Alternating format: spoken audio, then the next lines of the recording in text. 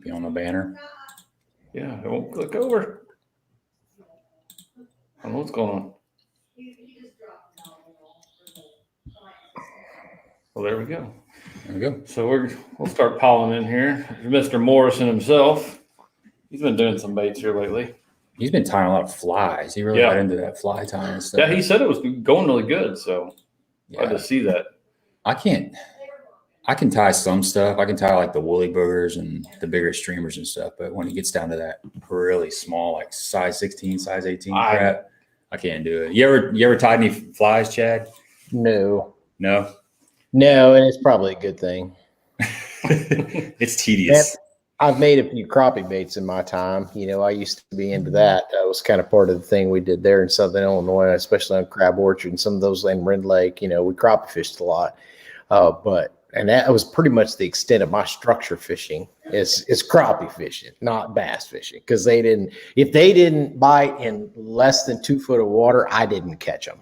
You know, but crappie fishing, it was always deep stuff for whatever reason. And with the introduction of all of this new electronics with Garmin, Live Scope, and everything, and then of course me moving to Table Rock, it's been an eye-opening experience.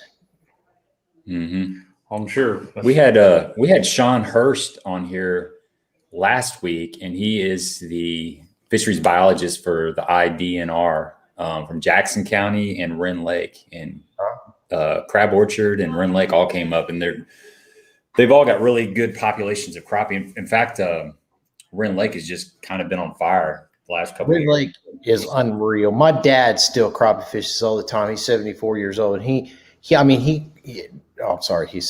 Yeah, he's 74 years old. He crappie fishes like all the time. He's really good at it. I mean, he has in the last 20 years really, really, really worked on it, and he fishes Rend, Kincaid, a lot of those strip pits over there in Pinckneyville. You know, it's crazy. But I haven't fished for crappie in a long time. Me and Dave Mansu went out here on Table Rock, and Table Rock's a different animal fishing for crappie. You know, it's so much deeper. It has so many cedar trees and brush piles and everything else. But yeah, he keeps me supplied in crappie. Let's just put it that way. My dad does. Yeah, well, that's not a bad gig to have there. No, and they're filleted and ready to go. They're frozen. I mean, how can you lose? Yeah. So let's say what's up to the folks that are in here. We got Cody is on there. Cody actually purchased a Tin Horse Monty T-shirt, and he got it today, and he made a nice little friendly Mr. Cody right there. Instagram post. Dave, I'm going fishing with Dave tomorrow. We're going to go to Marion City Reservoir, I think it's called. I've never been over there, but it was just recently purchased by a private individual, and they're supposed to be shutting it down to the public sometime. So I wanted to definitely get over there and do a video in my lesser known series. And Dave knows the lake really good. Yeah. The bad thing is we got rain tomorrow, and shooting video in the rain kind of sucks. But we're going to go over there and see what happens anyway. You know, make a day of it. Gotcha. Jay Beff is in here. Smallwater Charters. T Harris. BP Fishing. Todd Phelps. Doyle. We got some new faces in here. Some new names in here. Yeah. That's good. So, what did you start on that? Did you were you born in Carbondale or Southern Illinois area, or? I was born in Pinckneyville, Illinois, is where I was actually born at, and I lived pretty much my whole life in Tamaroa, Illinois, which is just about 10 minutes from Pinckneyville, just east of there. Real small town. Of course, my high school, my graduating class, I think had 24 in it, so we were overpopulated, as you could probably tell. But I did. And then I moved to Carbondale whenever I was 23 years old. I got hired with the City of Carbondale Fire Department, and that's why I moved there. And I worked there for 13 years. And then from there on, actually, whenever I moved to Carbondale, that's whenever I started tournament fishing. And Crab Orchard and those lakes in that area, Kincaid, a lot of local stuff. Team tournaments, and it just kind of one thing led into another is what happened to me. And I actually qualified then for the top 150s whenever I was still living in Carbondale, and we moved back to Pinckneyville and built a small little house there because I knew I was going to be on the road all the time and traveling a lot. And that's pretty much where I come from. You know, Southern Illinois. I just have such a huge support group from Southern Illinois. It's amazing. I actually talk with probably one of my best friends in the entire world, Dennis Heap. We started the Pinckneyville High School fishing team together. Me, him, and Duke Jinkle started the Pinckneyville High School team before IHSA ever sanctioned it. And we still all stay in touch, and so I just said I can't say enough about Southern Illinois, man. What a tight knit group, and great people. And you know, I mean, don't get me wrong, I love it here in Missouri, but it was an interesting growing up and then learning how to fish those lakes in that area, because you know, anybody that's from Southern Illinois knows Rend Lake, Kincaid, Crab Orchard. It's all pretty much a shallow water lake. And the patterns there isn't as many patterns there as there are on tour. And I found that out quickly, even though I qualified for the top 150s traveling around fishing the opens. The experience that I got pretty much made me a shallow water power fisherman. And, you know, whenever it came to those type of events, I was fine with. I felt very, very comfortable, very much at home. But man, the deep water structure stuff, boy, when they moved off the bank, and anybody that's followed my career can tell, you know, is up until just a few years ago, you know, whenever it came post spawn time and that top water bite went away and the fry garters left, I struggled. And, you know, I struggled until the fall, until the fish got back shallow again and started following the bait and got up into that type of pattern. But I moved to Table Rock to hopefully correct that. And it was just basically to teach me to fish deep, fish structure, learn how the fish move in these deep reservoirs. And, you know, obviously clear water versus mostly dirty, shallow water. So it was definitely a learning curve. Because after the first top 150 event that I went to Florida for the first time in my life, I asked myself, what in the world have you done? You know, I mean, I had not a clue, dude. I tried my best at the very first top 150 to finish dead last, and I didn't miss it by much. I'm going to tell you that right now. But the flip side of that coin was just kind of quick on that. You know, when I started back in 2003, we went to the Harris Chain of Lakes in Florida, in Leesburg, Florida. And like I said, a cold front come in, and I had no clue how to catch a fish in a cold front in Florida at that time. Now that's changed, but me and my wife had a 3-year plan set. And that was that, you know, once I left the fire department, I left a pretty good salary and a dang good pension, and to go fish for a living, which was at that time, who knew, you know, I mean, the odds were not in my favor, to say the least. So anyway, after that disaster at Leesburg, we went immediately to Okeechobee, same cold front on us, you know, it just moved south. And I was like, oh my God, here we go again. Practice was horrible. Hell, I didn't catch 2 or 3 fish in practice the whole 3 days. I thought, well, here we go again. And Debbie's like, what have we done? I'm like, I have no idea, sweetheart, but I can't get my job back at the fire department. So we're in it for the long haul at this point. And just lo and behold, you know, things worked out, and all of the money that I had set aside. So I had 30 grand set aside to fish for 3 years. I used about $11,000 of that to prepare and to get in the first one. So we were way off course. It was not going good. And then all of a sudden at Okeechobee, it clicked and it turned around, and I finished 5th at that event, and I won all that plus some back for a 5th place finish.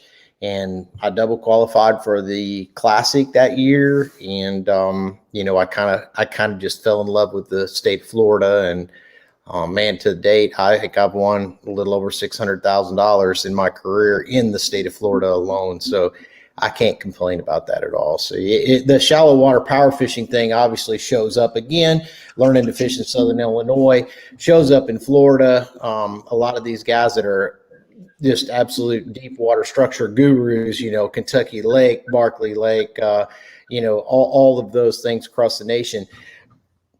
They struggle in Florida. There isn't any contour lines, and I don't care. I mean, I fished up in Crab Orchard, like I said, 2 feet or less, and that works just fine for me in Florida. So that's kind of how my career has unfolded to this point, except for now, being in Table Rock. I've utilized all of the Garmin electronics and live scope and learned how to fish deep, and I finally put it to good use at the end of last season and had a good roll there toward the last 4 or 5 events where it was all smallmouth, deep water, current stuff, and here we are. I've talked plenty here, so it's time for you guys to talk a little bit. Well, so you kind of went over about Southern. Well, we're getting an echo. Yeah, we got an echo there on your side, I think. Is it on my side? Well, when you were talking, it was. Yeah, right there. No? Maybe your volume being up. Maybe your volume up. Okay. Mike says he loves a man with whiskey barrels for shelves. So. Hey, I'll show you. Let me show you guys. That was actually my ingenious discovery right there. What do you think of that? Huh? That's nice, man. I put in my. That is very. I like that. This is my man. Jealous. So my basement, my wife allowed me just to go crazy with our basement of our new house here, and it's 5 years old now, so it's not a new house. But my basement, I've actually got. I'm gonna swing you around here. Take a look. So I built it so that I could put my boat and my truck and everything in here, keep it hooked up. And then I've got my tackle room in there, which I'm not going to be able to take you in there. I've got my tackle room set up. It was actually our fallout shelter. That's the overdig on the front porch. So I just filled it full of tackle. It's pretty cool. And we got a couple bedrooms down here, but I was really happy. She said, just do whatever you want to with the basement. So, man, I need to skip. We're getting ready to put a 27 by 40 garage on the side of our house for the boat and truck, but I like that idea a lot better. It's pretty sweet. You don't have to go outside. You just come downstairs. There's no going out in the rain or the cold. It's heated and air conditioned all the time. Scroggins and Brett Myers stayed with me for the MLF when they came to Table Rock. I guess it's been 2 years ago now. And Scroggins, it was funny. He was in Florida, obviously in there on the St. John's, and he said, man, I started getting my tackle ready. He said, I knew I was coming to your house, and he'd been here before. And it was like 120 degrees in his garage. And he said, I said, well, heck with this. I'm going somewhere where it's air conditioned. And I just moved all my stuff out. He backed right in here and he camped out. I thought I was going to have to kick him out. I got to be honest with you. But it's great having friends like that. Yeah. Didn't Britt just try to take about 10 feet off of the side of a point in his boat recently? Was that Britt? Oh, I don't know. I didn't hear about that. There was a video out. I thought it was Britt, but I could be wrong. But there was a guy running in the morning at takeoff, and there's, boats around him, and he's trying to cut it just a little bit close, and he hit a roller, and it kind of pushed him over, and he just jumped over the side of a point, and he had a GoPro on a Yellowtech stick there in the back, and he slices through that point, and then just kind of shuts down and kind of looks everything over, and he was okay. But yeah, hang on. Who was that? He's pulling it up right now. I'll pull it up here while you guys go ahead and talk. I'll pull it up. It's pretty crazy. Let's see. Tim says, shout out to Chad from another Winkle, Illinois native. Yeah. Oh, man, good. Glad you're here, Tim. Thanks for joining us. Yeah, absolutely. Winkle, Illinois. Then, let's see. Dave wants to know, Chad, have you ever fished Pinckneyville City Lake? There's Absolutely. some really nice ones in there. Oh, it's got some good ones in there, and I guess it still does. It's been a few years since I've been there, but yeah, I have fished it, mainly with the high school fishing club. But yeah, it definitely is a sleeper. That DuQuoin City Lake, Pinckneyville City Lake, all of that. I mean, I've definitely spent some time on there. It's been a while, but yeah, it's got some good ones. I'm glad to hear it's still going well. Yeah, I'm trying to get over there. See, I fish Cedar Lake a lot. I fish Lake of Egypt, and I fish Kincaid quite a bit. And I'm trying to start hitting some of those lesser known lakes over there, like the Pinckneyville and the Marion City Reservoir, because Devil's Kitchen, all that.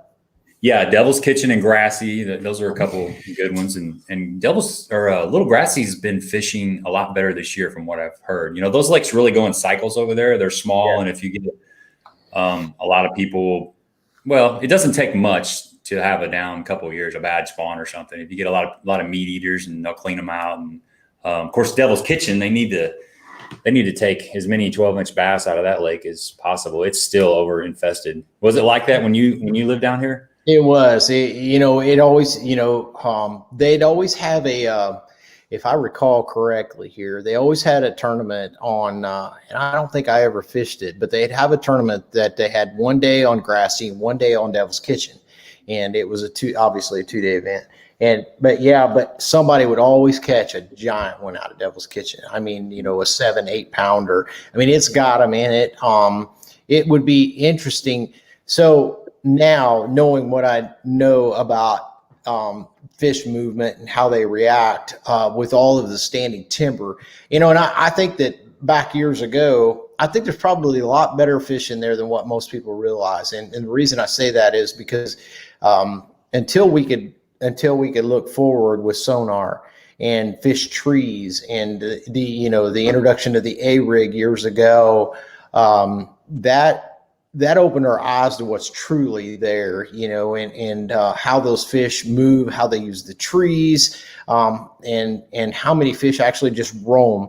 And here on Table Rock, it's amazing the amount of fish that just use the bait balls as their cover, and they are open water fish. And we've literally had 50, 60, 70 fish days, spooning them in real deep water and in clear water situations where in Southern Illinois that exists on Grassy and Devil's Kitchen, things of that nature, but before we couldn't see them, and now we can. So, it would, one of these days, that's kind of on my bucket list. I'm going to go back home, and I still call Southern Illinois my home because it truly is.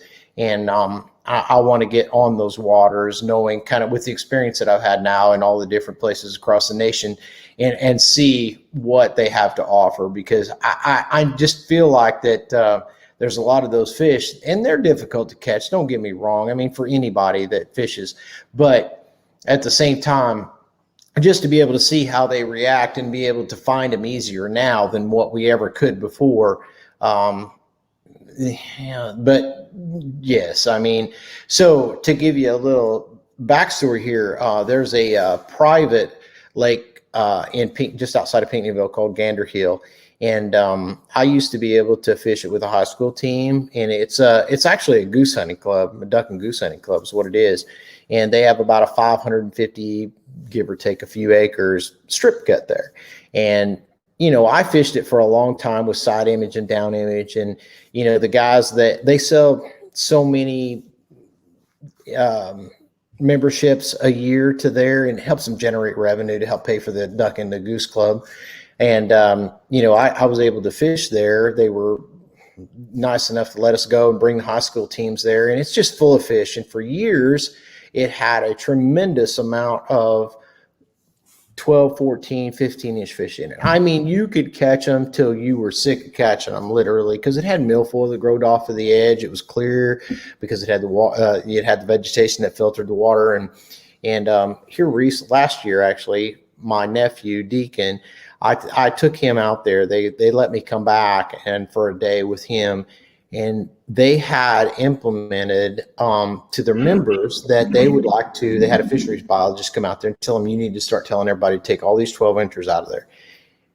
It had so many 4-pounders in it. It was unreal. I think if I'm not off here, I think we caught 56 4+ pounders in one day. Dang. And I was like, huh? Was your arm sore? Well, my nephew caught the majority of them, and it was his 12th birthday. So he's 12 years old. And I was like, oh my God, he's ruined for life. I kept telling him, Deacon, this doesn't happen normally. This is a special day. It's a special place. But, you know, I mean, you got to keep in mind, they let me put my boat on there. They had a boat ramp and everything. So it was great. So just to show you what the removal of those 12 inches actually will do for a lake. And it'd been 5 or 6 years since I'd been on it. Yeah. I'll show you this video we were talking about real quick. I finally found it here. Let me share it over here. So this is the video here.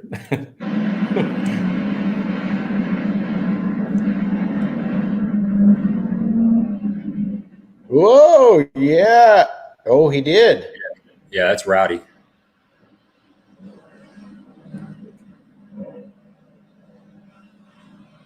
I'd say he's pretty well done.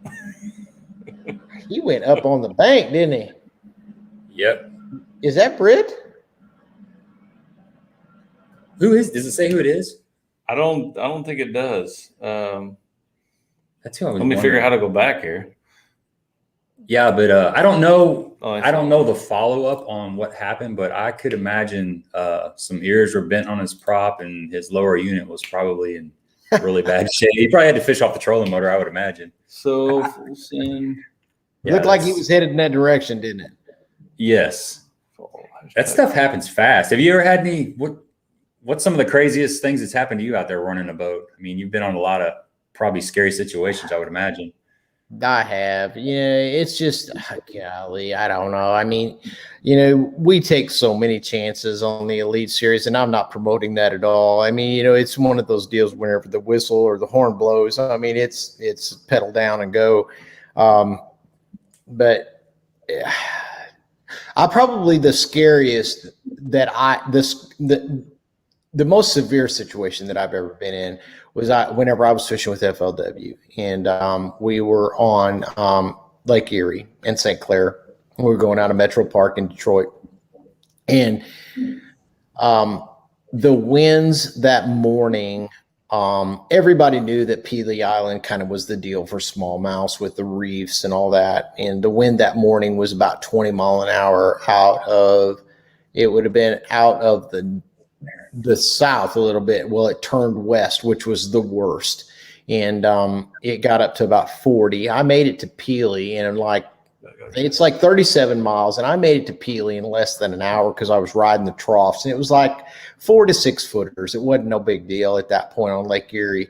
But whenever I got to Peewee, I had to go to the back side of it to stay out of the wind, and it switched to the west. And I fished there until about 11:30 that day. And I remember coming around the end and looking, and I went, oh my God. I only had 3 fish. That was back when we still had co-anglers in the FLW tour. And my co-angler, I wasn't getting very many bites, but they were all big ones whenever you did get a bite. And I had 3 for like 16 or 17 pounds. So this just to show you, but he had 5 for almost 27. So it was one of those deals where I was fighting the wind, and you know, he only had 5 bites. He landed them all, and I lost a couple. So, I mean, I could have been right there with him, but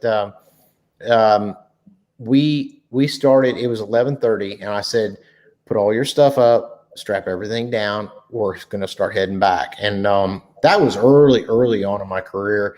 And I was actually running the Ranger. It was the Z series at that point. I think it was a Z20 or a Z21.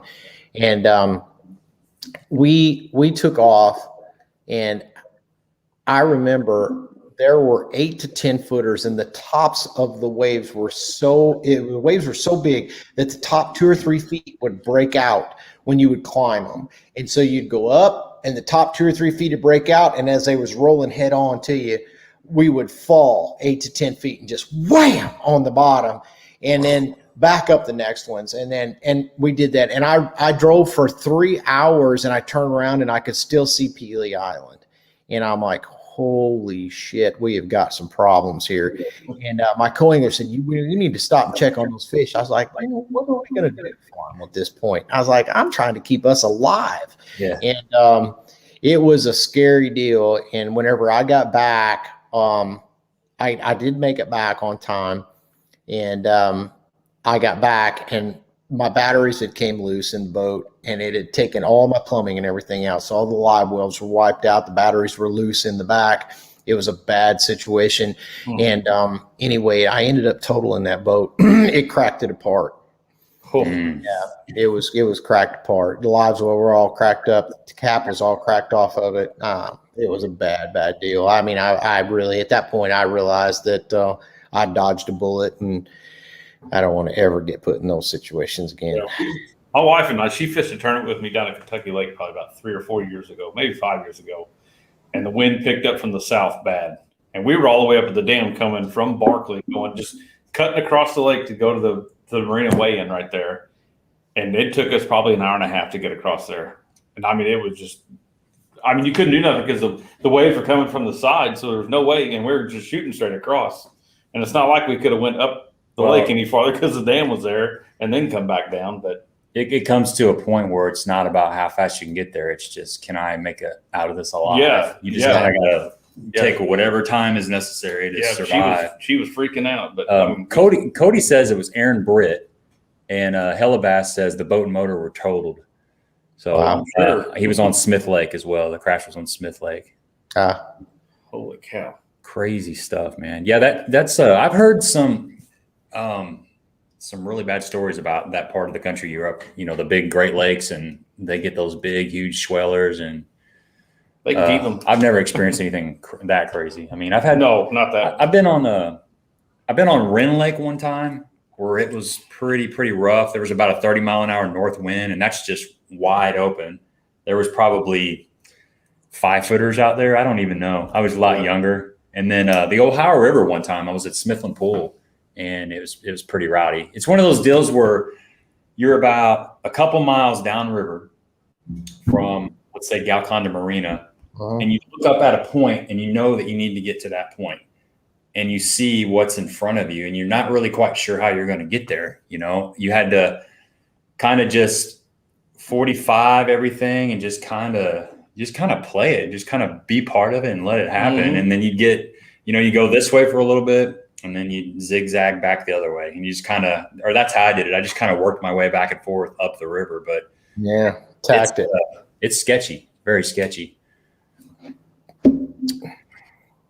Yeah, Hellabass said, I don't understand how he didn't disqualify for the day. Said he weighed in fish too. He was allowed to weigh in fish.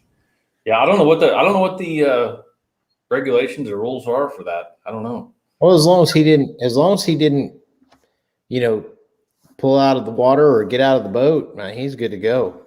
I mean, he can fish on the trolling motor and do whatever. He have a kill switch on too. Yeah, I've seen that. Yeah, I don't know if that's true or not, but you never know. Said he didn't have a kill switch on, and I don't know.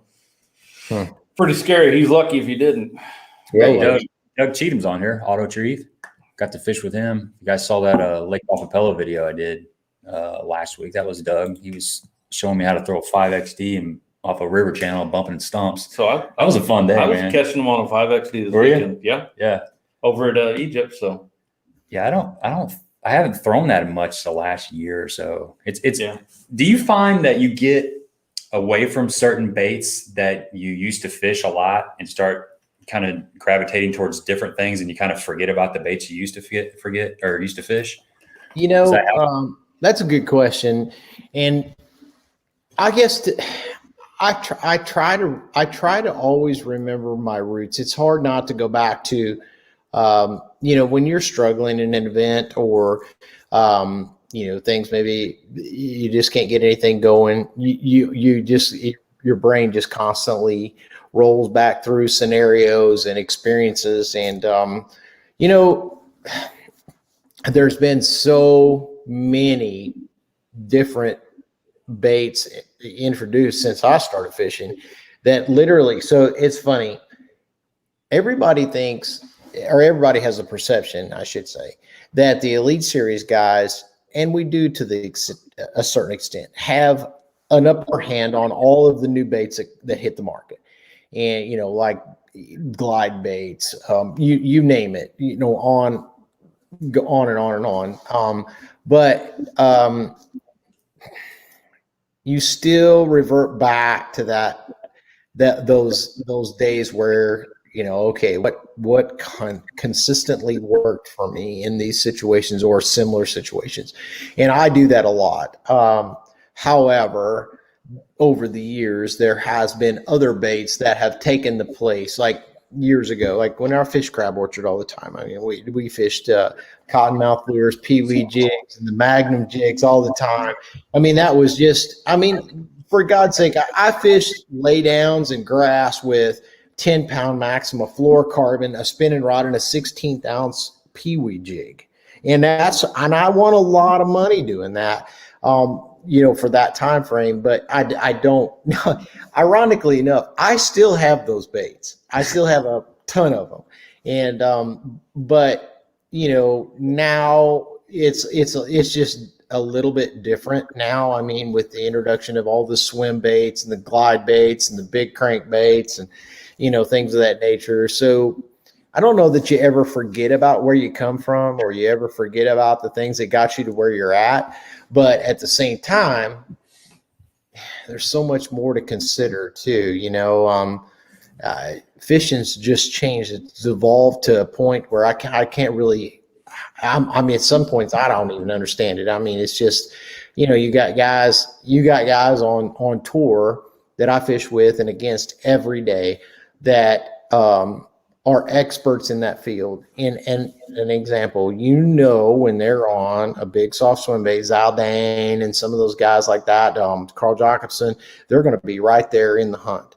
And that when that bite exists, if they get 5 bites, they're going to have a giant stringer. And it's not, even though it's still to a certain point is about catching a limit, making sure you secure points, making sure that you don't do some stupid shit like I did this weekend, at Pickwick and only have a 1 fish first day.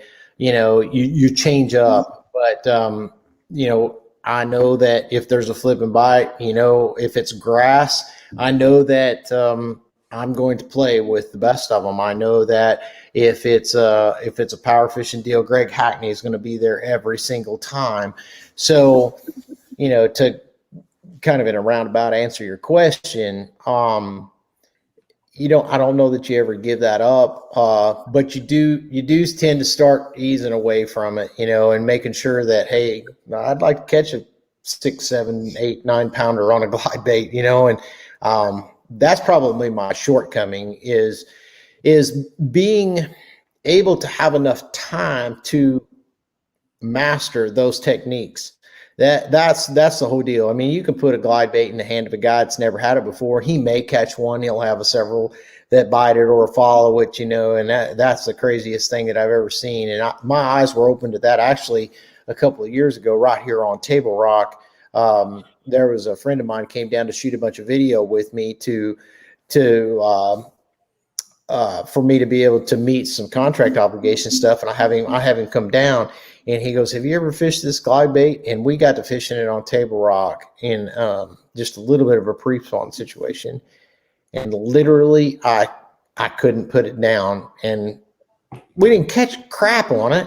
You know what I mean? I mean, we didn't, but the fish that committed theirself, or showed theirself, I should say, to that bait was unbelievable. I mean, like here, it's not easy to catch a 20-pound stringer on Table Rock, but the 20-pound stringers that we seen that was available to catch was mind-blowing. So, it kind of opened your eyes. It's like, oh crap, well, there ain't no wonder whenever they bite it, Zaldane's in the hunt, or this guy's in the hunt. And so, it's just, fishing's interesting to say the least. By the time you think you've got it all figured out, you really realize you don't know crap about it. Something changes, the new baits come out, like the A-rig. I was there when Paul Elias showed the world, even though the guys in Alabama had been showing that A-rig. They'd been fishing A-rig a long time before Paul Elias got a hold of it. But I was at that FLW event where Paul Elias absolutely crippled the field with it. And there was guys pulling every string that they had to get them in during the tournament so that they could start using them. And the guys that did get them made and get them in went ahead and pulled that tournament out. But, it's just stuff like that. It's just crazy. Yeah. Hold on. Before you do that real quick, let me Now we got that echo. That's weird. I heard that echo when you were in now. Now it's gone. I don't know why that was. Wait a minute. Move your cup again. Move my cup again? Yeah. Is that it? No. It's good now. Well, I guess if we only get it every once in a while. I don't know. It's fine. Interesting. I wanted to say that if you had a question or a comment and we didn't get to it, repost it again, because we went through a bunch of stuff and we're actually down here towards the bottom. So a couple things you touched on. One was that Peewee Jig, that 16th ounce Peewee Jig. It's funny. I've been doing a Thursday night live stream with my buddy Ron DeRosa, who lives on Lake of Egypt. He's a guide up at Mille Lacs, RD Outdoors. But we were talking last Thursday night. We were talking about Crab Orchard and how he used to fish that 16th ounce Peewee Jig. So as soon as you said that, it put a smile on my face. And then another thing is learning all these techniques. You know, I guess a lot of us just assume that since you're a professional fisherman that you have all this free time to go out and dial in all these new techniques. But because that's the same problem that, you know, like the weekend warriors or the people that just get to go out once a week have. You know, you've got all these techniques that you want to learn, but you just don't have the time. So you do the research on them and you kind of get the general idea. Yeah, you take away the variables, I guess, that you can't control. But bottom line is it still requires time on the water and going out and getting a feel for you know, what equipment to throw it on, what action you're looking for, and then the situations to apply those baits in. And that's what I find personally is the hardest thing to do. You know, I try to pick out like a technique every year. The last 2 years ago, it was punching, you know, just punching grass, heavyweight, 1 ounce weight, which by the way, that 1 ounce weight that you showed on Facebook earlier, that was he was 1 ounce away from going to the next day. Didn't mean to bring that up, but I just try to pick out a technique every year. And that way I can, you know, make some ground on it. I know I stabbed him right in the heart, man. Yeah, you see how I snuck that in on him, man. That's kind of dirty. Yeah. But one more thing, the Gene LaRue salt crawl. You mentioned Crab Orchard. Was that a big player back in Crab Orchard back in the day? To a certain extent. I mean, we flipped salt crawls a little bit, obviously, you know, but, you know, for me, it was the paddle tail worm. It was the cottonmouth lure stuff. I mean, I was fortunate enough that I got, you know, Fred Washburn took me underneath his wing, to say, and then me and his son-in-law, Mike Galloway, we were team partners for years and years and years. And so, you know, I kind of learned from Fred, who had at that point been, you know, national to with some of the stuff. And so I was exposed to that. But yeah, I mean, we did fish the salt cross some. I flipped it and punched grass, but nothing like what I do now, you know, I mean, but at the same time, you know, yeah, I mean, it's just kind of those days with the equipment that you had. I mean, we were still fishing with heavy monofilament, and, you know, 7-foot heavy rod was the, you know, like the deal. And now it's 7-11 extra heavies and braid. And, you know, we have weights that go up to, good God. I mean, I've got 2.5 ounce plus weights here that I flip in Florida.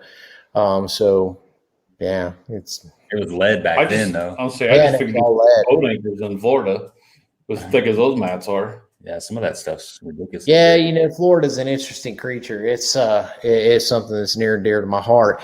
So I seen a question roll up here is whenever you downsize and you slow up, I don't mean to bypass anybody. I'm just catching a few of them. No, go right ahead. But you know, I'm not as quick to downsize now as I am to try to. So here's the deal with that.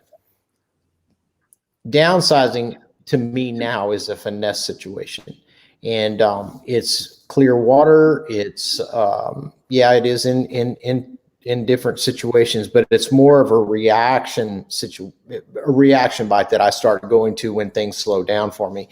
So like now I fish a lot of 3/4 to 1.5 ounce jigs, whereas before, as I mentioned, I fished that 16th ounce jig. And it's not necessarily, it's if I'm only going to get 2 or 3 bites on it, I want the opportunity to catch or to get that big bite and to land it. obviously on a spinning reel with 10-pound maximum fluorocarbon and a 16th-ounce jig, if I get a bite, it's a 50-50 deal whether I'm going to land that fish. If I'm fishing 50 or 60-pound braid and a 3/4 to an ounce, ounce and a half jig, I'm going to catch that fish every time. It's a bite-to-catch ratio deal for me. And a lot of times, believe it or not, rather than throw an F&S worm or a Cinco, weightless Cinco, something like that out there, and that does work, obviously, excellent at certain times of the year. You just kind of play around with things, but you very quickly eliminate them. And just like, okay, for instance, this weekend at Pickwick, my wife asked me an interesting question that I still laugh. I'm still laughing about, obviously, to this point. She goes, after the first day of me only weighing one fish that weighed 3 pounds, and I caught that on a 3/4 ounce jig, by the way. She said, do you have a plan for tomorrow? I was like, yeah, my plan for tomorrow is absolutely to do nothing that I did today. And that was fish shallow, and I still power fished, but at the same time, I knew that what I had done, I'm fishing in 3 foot or less, did not work at all. And I was committed to not doing that again.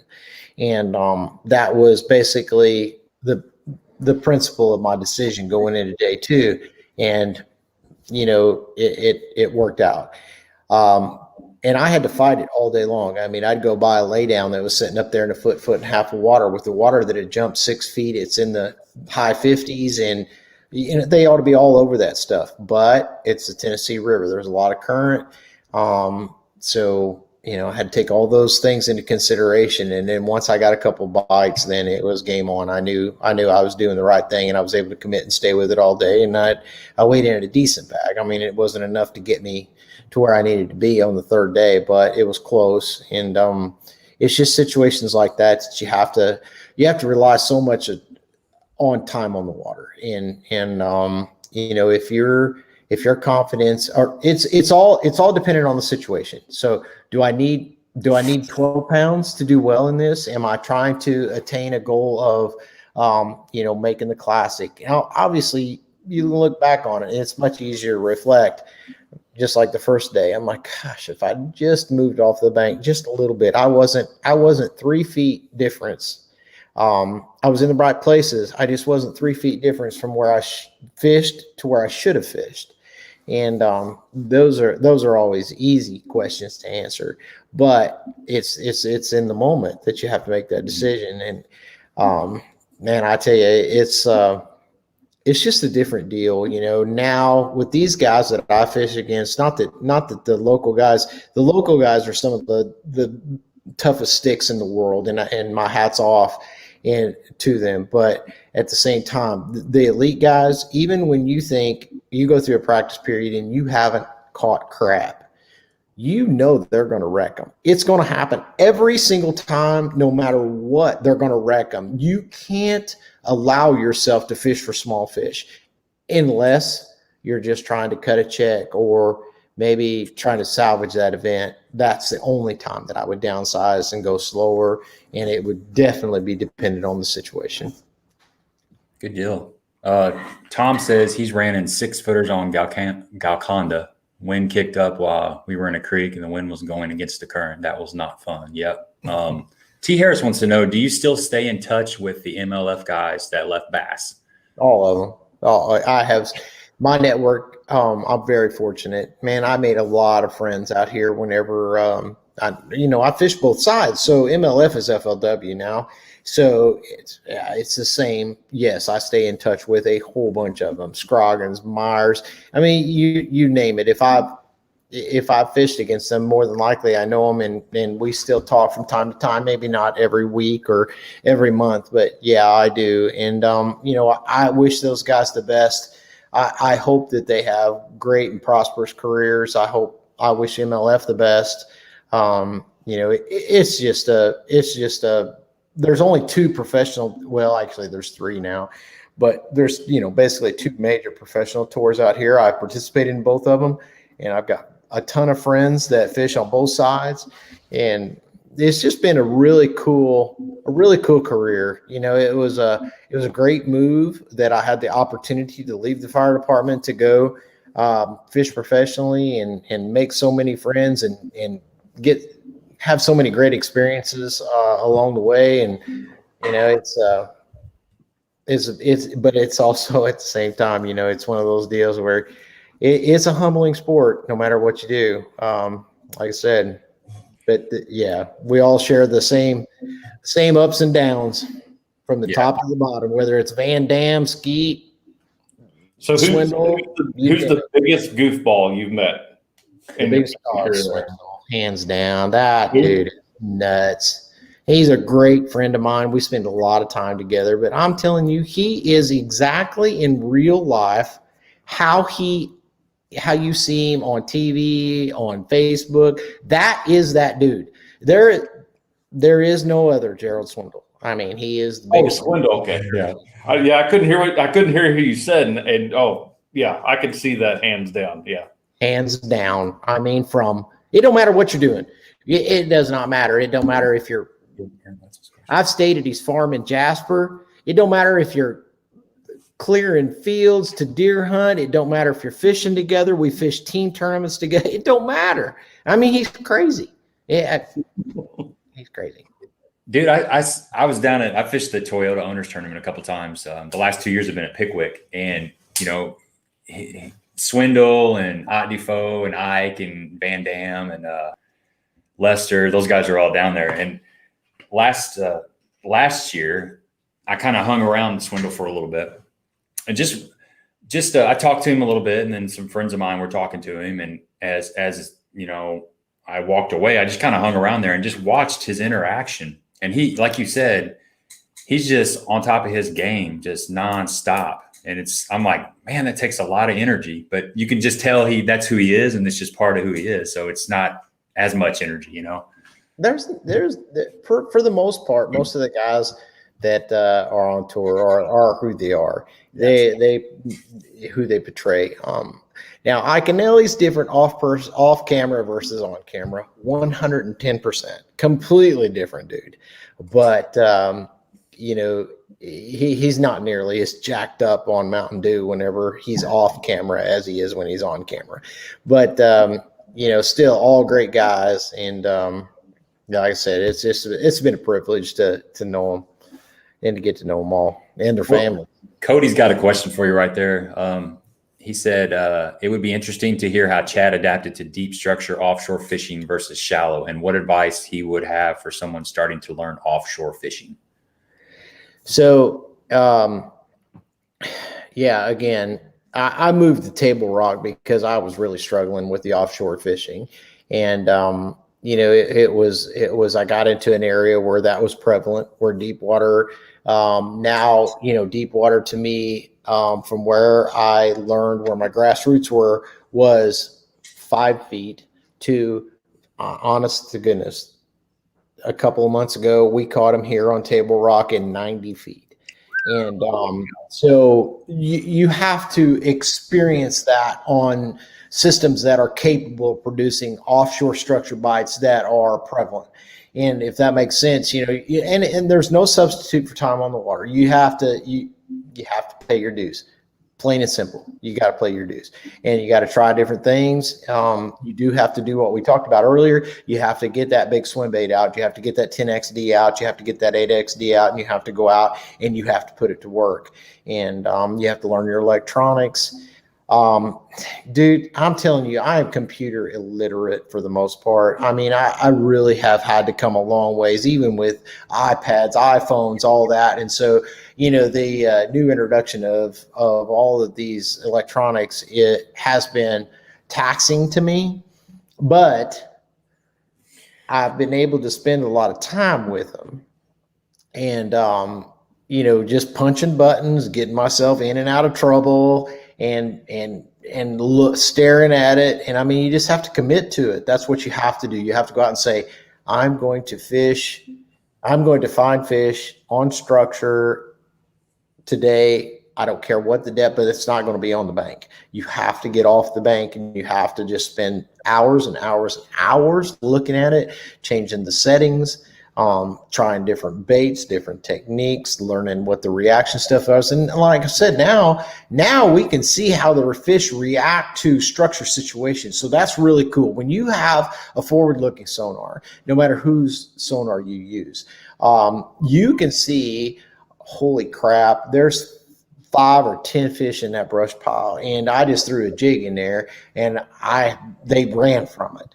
And now I'm going to throw an A-rig over it or a swim bait over it, and then now they're just following. How am I going to get these fish to bite? And you just keep working with them until you actually get that bite to occur, and then you can kind of start expanding on it, and learn from it. But time on the water, there is no way that I can make you understand that that's a giant key. And hats off for these guys that, the weekend warriors that only have the weekend. They have other obligations and families, and I get it. I was there.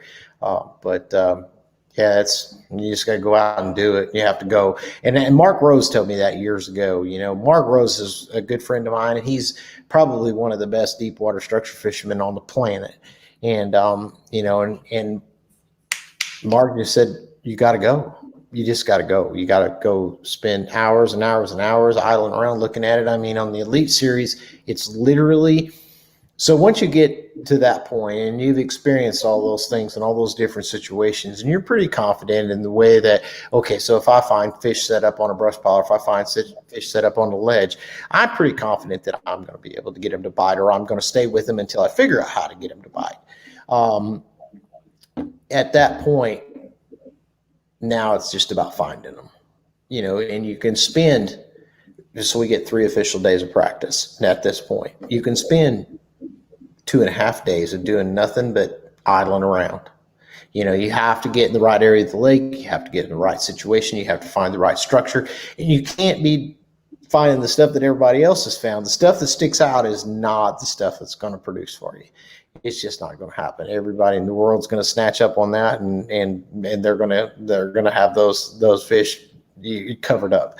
But so finding that stuff that's just off the beaten path is really the golden key. And I still struggle with it. I mean, I do. I have a hard time not trying to fish during practice, but at the same time, you have to realize the group that you're in and what you're up against, and if that makes any sense at all. Just a lot of time on the water staring at those things. And then, obviously we live in an era that the technology and the stuff is put out there. There's so many useful points that'll get you above that learning curve, or into that learning curve, I should say, on social media, YouTube, you name it. It's all out there. And you can, once you start picking up on some of that stuff and pay attention to every little detail that's out there, you can shorten that learning curve really quickly for you, and basically apply what all these guys have spent hours and hours and hours, thousands of hours learning how to do. Yeah, it's like you said, it's that echo again. Yeah, that wasn't my glass because I didn't have it. I don't know. I don't hear it now. Now I hear it. No, now it's gone. Anyway, we'll probably be talking about this echo off and on. Yeah, that. it's like a weird. It's a ghost echo, but yeah, that's something I struggle with too. I'm getting better at it, but going out and idling for at least as long as I can tolerate it, because I only get to fish once a week or so, and I want to fish so bad when I get out there. And I got this YouTube channel, so I get all my equipment set up, and that takes time. And then instead of having 8 hours, I got 7 hours and 15 minutes or whatever, and then you go out and idle, and it's hard to be disciplined to idle and look for. Well, especially when you're shooting video. It's hard it takes time to figure out what to look for, what is worth stopping on. And I'm still learning that. I got a pretty good idea now. But I remember a lot of times, and this still happens, I'll see something, I won't see something for quite a while. You're idling around 20, 30 minutes, you're idling points at, places where the fish should be, and you're not really seeing anything. And then you see a little bit of something. So you want to fish, but that little bit of something is not really what you need to see, but yet you want to fish so bad that it's enough to maybe make you want to stop and make some cast.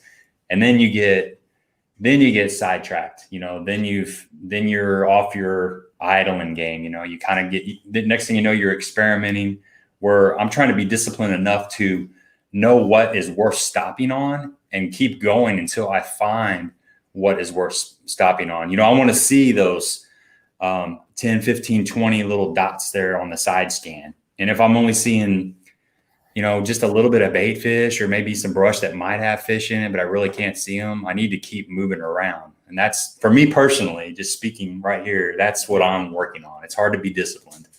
So. It is.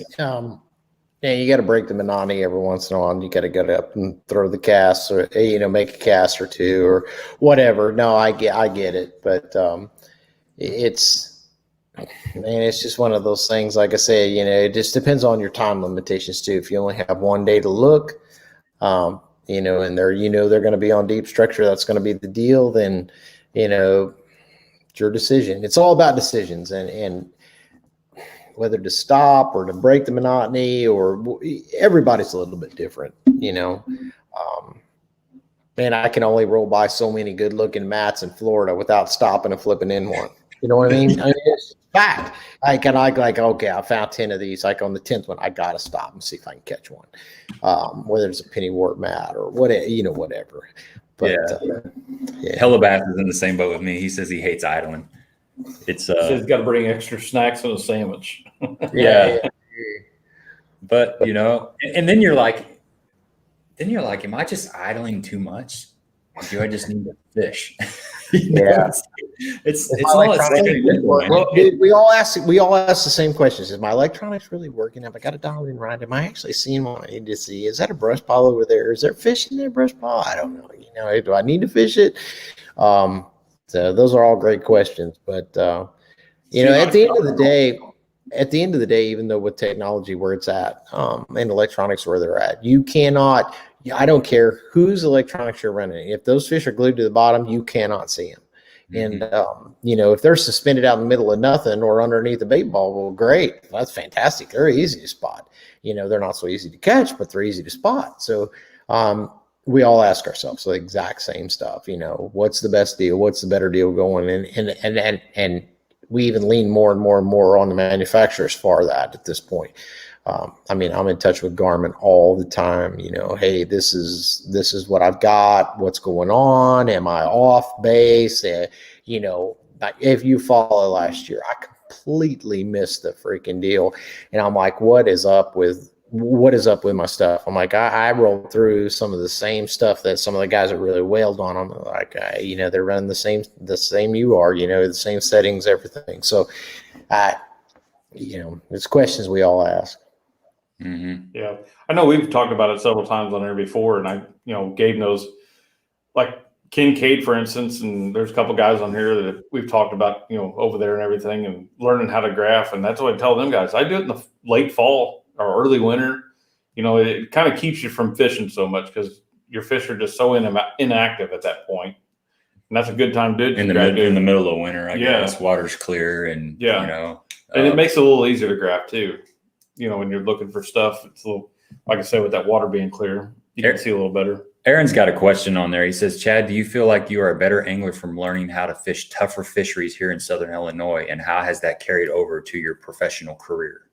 No question, it's made me a better angler because whenever I hit those tough situations and those walls where I'm struggling, I reflect back on the days where I grew up and where I cut my teeth, or I run into a situation where there's a lot of boats. I'm like, shit, this is nothing compared to what we used to go through on Crab Orchard, that fished half of what it should have been, and there'd be a 200 boat or a 400 boat tournament on there.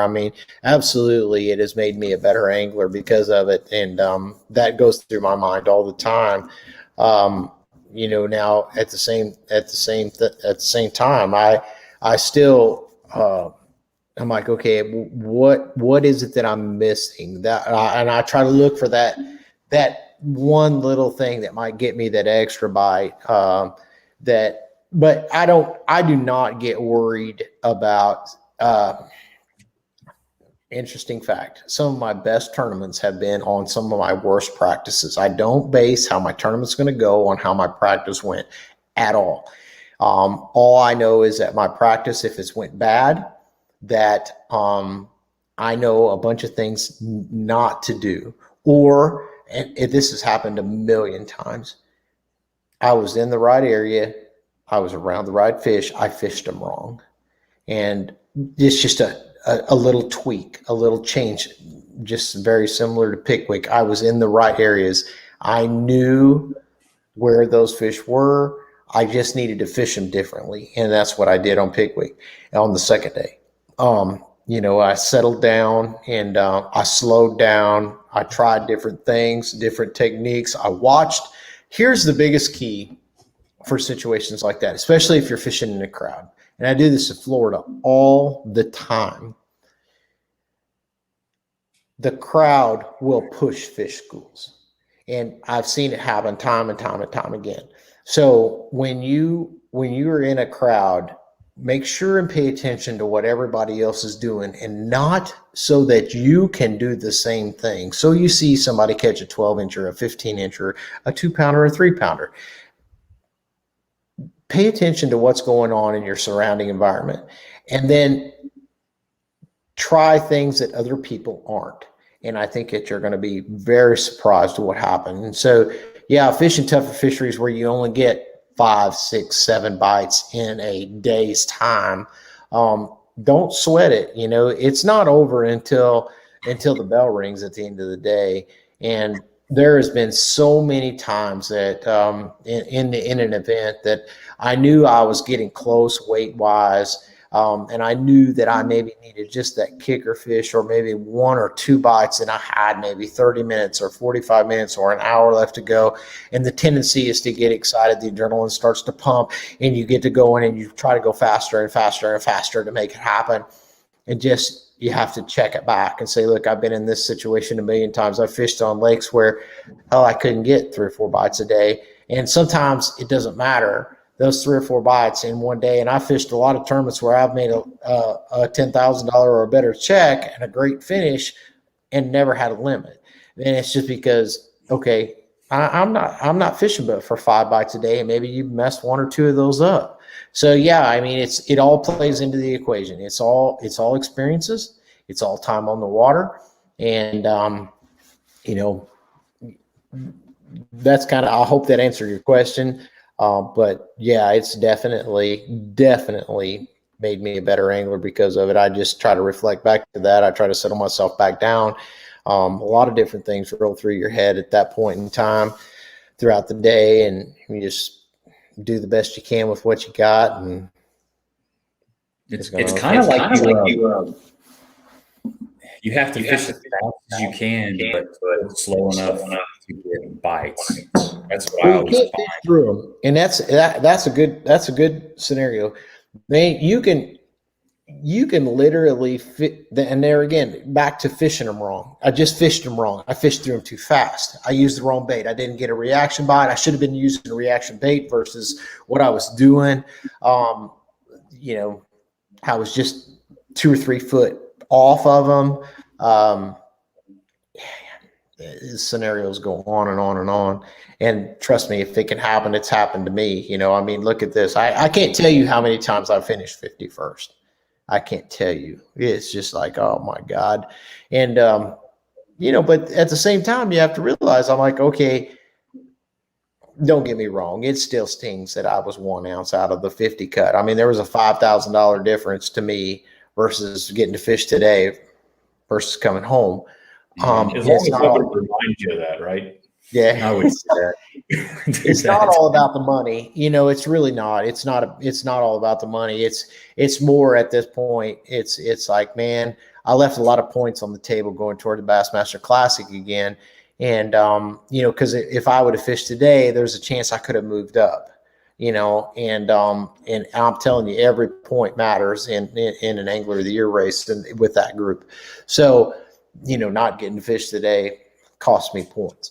And, but at the same time, it is what it is. I mean, I got to look at the positive aspect of it. I learned what not to do on the second day.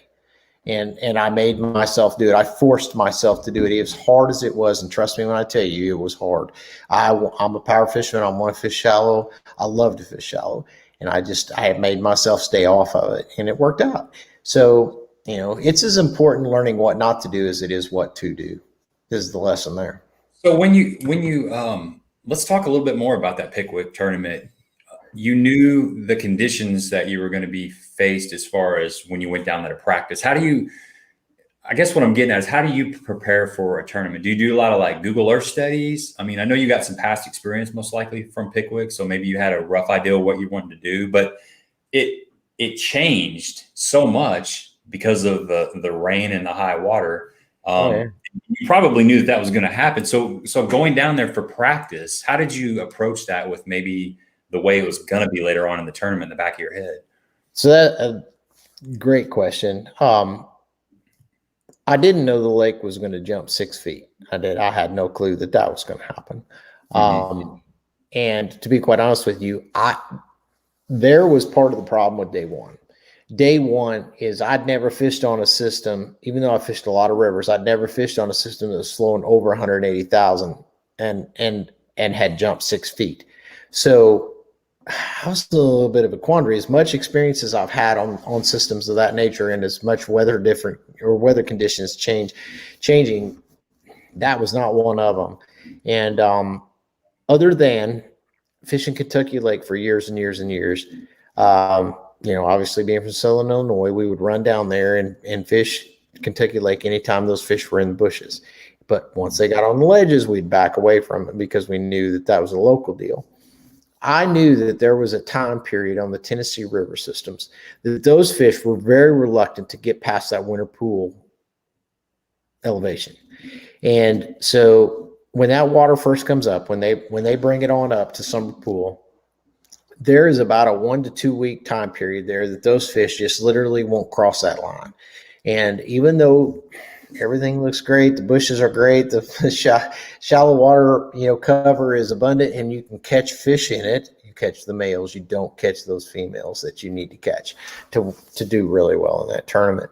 And I had that in the back of my mind, and I tried to apply again. That goes back to some earlier questions. I was really thinking, I got to be careful of this. But the flow was unreal. The blowout was beyond me. I mean, there was so much stuff trashed. It was unreal. And so the first day of that event, I spent a lot of time running around looking to see what water I thought was fishable, what water I thought wasn't. And, and in the back of my mind, knowing I was probably fishing too shallow, but at the same time, I had just had that urge that I needed to be on the bank. And so anyway, long story short, yeah, it's just and it's one of those lessons chalked up to experience again. And I don't know what else to say. It's just I knew better, and I just couldn't stop myself from doing it. And you found fish in practice, right? Yeah. So were you still able to fish those same areas? Were you doing like a river thing, or was it So here's a funny thing with Pickwick. So there was about a 3 mile stretch on Pickwick that literally up to that point with the water level at where it was, which was at winter pool and below, because it was low. It was 3 feet below winter pool when we got there. Okay. So those fish were in ditches. There was a few ditches in this backwater area that had grass in it. And it was just like I said, there wasn't very many miles of that in that river system that existed. And that's where the tournaments previous to ours that I had done research on, the ABA and some of those things, that's where all the big weight had come from. And we knew how they were catching them. And they were catching them on traps and A-rigs, swim baits, chatterbaits, things of that nature. And in practice, that's what unfolded. So going into the event, I practiced those areas just like 90% of my field did. Now, what the interesting part was is after the system jumped and the water came and the flow increased, I rode through there the first day and there was maybe 2 boats in there. And at any point in time during practice, you could ride by and there was 40 of the elite guys in there or more. And it was as far as you could see. And so, oh my gosh, dang. But a lot of it was dry ground, and then you had to get in just the ditches. And the grass was, 4 to 6 foot deep. And so what happened was, I've experienced this here on Table Rock before. When the lakes jump big, those fish don't move. And that's what ended up happening on the Tennessee River at Pickwick. Those fish, a lot of times, they just didn't move. And so the second day, that's exactly what I did, is I went back to those areas and I said, you know what? I know what not to do. So now I just need to figure out what to do. And there was 3 boats in that 3-mile stretch, because everybody thought it was blowed out. Everybody thought that the level had jumped. They went on to bigger and better things. And some of the guys figured it out. Some of the guys didn't. And I said, I know there's a giant group of fish here. I know they didn't go too terribly far. I've just got to figure out how they adjusted to these conditions. And I was able to figure a little bit out. I mean, I didn't catch a giant bag by any means, but I mean, I was able to get a few bites quick. I was like, okay, I think I'm on the right deal. I expanded on it, and I pre-fished that tournament on the second day of the event. And that's how I caught what I caught. I mean, it just was. I just had to go into that mindset. Okay, what you did the first day didn't work. I don't think that those fish moved. They didn't move far, and I just, like I said, everybody else had bailed, so I had it all to myself, and that's what really sucks. Is I really feel like that if I'd have fished today, I could have caught another 20-pound plus bag, and but it's all hearsay at this point. So no, what did you have the second day? What was your weight? 22.3. Now he said I didn't get a big bag. Well, there was a 25-pound bag caught today. So well, 22 is that's not a dink bag, man. I'd love to catch 22. So that's awesome that you made that adjustment, man. That's but like you said earlier, sometimes it's hard to fight that urge. And I was over at Cedar yesterday, and the lake is up about 2 foot, and it's muddy, 6 inches of visibility. Water is 52. I did see 57 in the afternoon, and man, I even brought a frog rod with me. I was ready to get it on, man. But I just couldn't get bit up there shallow. And I think what happened was they weren't quite up there yet. And in the afternoon, about an hour before about 30 minutes before I had to go, I found a little stretch that the fish were sitting up on some riprap shallow, and I caught some fish on a spinnerbait. But I probably should have been fishing that outside grass line that was out there in like the 8-foot zone, because that's how where they're at. They're just sitting there waiting for everything to get right, and then they're going to pull up and they're going to spawn. We talked to, I think there was 4 tournaments on Lake of Egypt Saturday. I mean, there was a lot of boats. I know that, and everybody we ran into. You always hear the same story from the guys. Oh, yeah, they're not biting good. We don't have nothing, whatever. And that's what we heard all day long. And we never really put 2 and 2 together and thinking these guys were serious until we went to the weigh-in. And it was everybody struggled. I mean, even the guys in our tournament that are good sticks struggled big time. They had like 1 or 2 fish. Egypt's been fishing pretty tough. Yeah. But we found out we come off that grass line a little ways and even some steeper banks and hit about that 6 to 8 foot mark. Mm-hmm. And that's where we found them. Yeah, and it did really well, and everybody was kind of looking around like, well, they found them, but sometimes it's hard to make those adjustments in real time, especially in a tournament of that magnitude, like an elite tournament. I can imagine. I mean, just in our little club tournaments, and USA Bassin and Angler's Choice, it's hard to make those decisions real time. So we're not fishing for $100,000, Yeah, no kidding. So. Good job. Mike Marfell says he always thought at the elite level, just make the tournaments 5 or 6 days and no practice. Just show up and start catching them, and the cream will rise to the top. Yeah. I mean, that's an interesting concept. There's been a lot of talk about that. I really looked at MLF may probably beat us to that point, but it's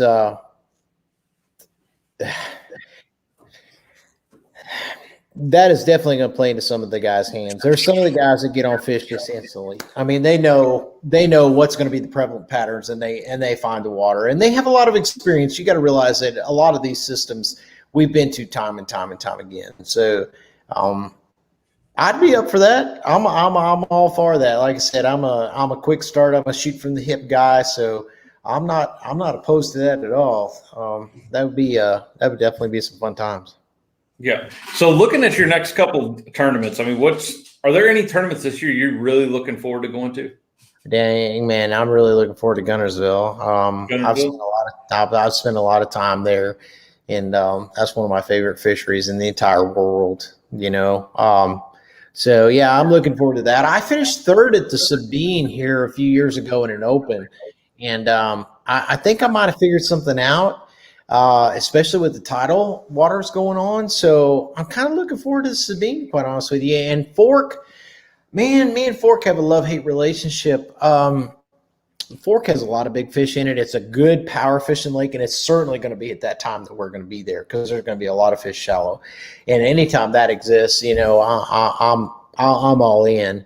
But and then even though we probably aren't going to get to go to the lake in New York at the St. Lawrence. And last year I finished fourth there, but I'm looking forward to that one again.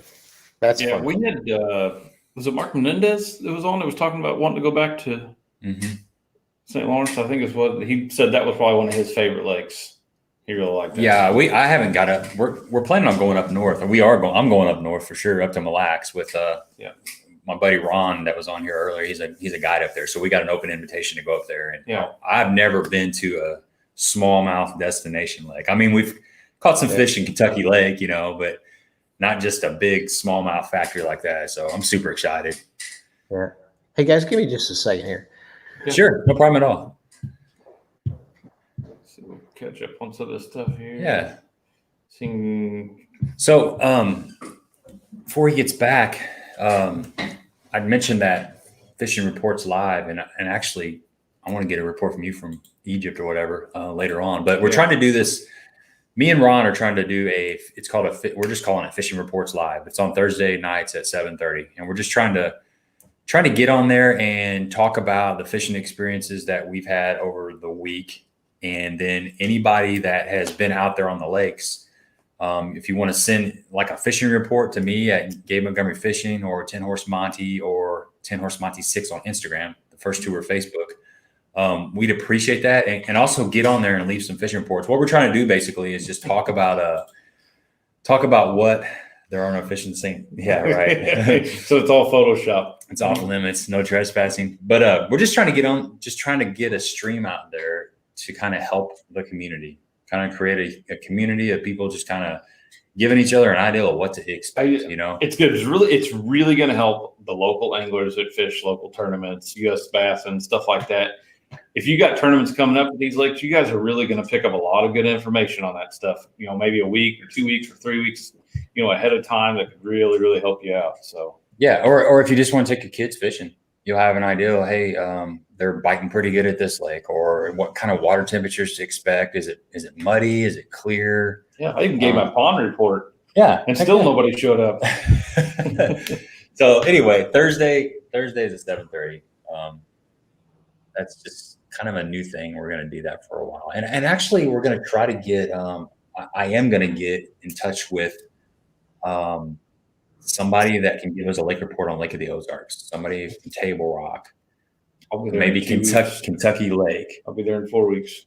I'd like to get like a couple guides to get on there and just for 10 minutes, just get on there and talk about the lake conditions, what's going on, what stages the fish are in. Is it they spawning or they left the banks and they're out set up in their summer patterns? What's the guy's name? Patton. Scott Patton? Scott Van Patten? I don't know that he guides on Kentucky Lake anymore. I think he maybe went south. I know Brent Anderson went south. Gotcha. I'm not sure. There's several guys down there that I can get a hold of. I was thinking of Jim Dill, Eric Prey from Table Rock, in Lake of the Ozarks. Well, we got quite a few guys down at Kentucky Lake. Menendez is down there. You got Mike Russell's down there. Got Terry Bolton, Craig Hipsher. Hipsher fishes like 5 days a week, 6 days a week. He's a crappie guy too, so he's always out there. I could call him. He could jump on here for 10 minutes if he could figure out how to get on a live stream. I don't know that he can. He lives out there in the woods in Kentucky. But no, we were just talking, Chad. We were just talking about that. I'm trying to do we're doing a Thursday night live stream of fishing report update, and we're trying to get people. So the theory behind it is, me and my buddy Ron, we're able to fish, a lake a week. Ron lives on Egypt, so he's over there all the time, so he's got that covered. But then we're trying to create a community where people can get on the live stream and talk about the lakes that they've fished over the weekend, kind of leave a real-time report, water temps, water clarity, that kind of stuff. So if anybody's going to be going out on the weekend, they got an idea of what to expect. If they, if they got tournament, or if they just want to take their kids fishing, they got an idea. And then I was thinking to get a hold of some guides like Eric Prey down at Table Rock, maybe Pete Winters. I've fished a BFL with him. You would be a good source. Jim Dill, Lake of the Ozarks, but just somebody that can jump on the stream for maybe 10 minutes and just give like a short update.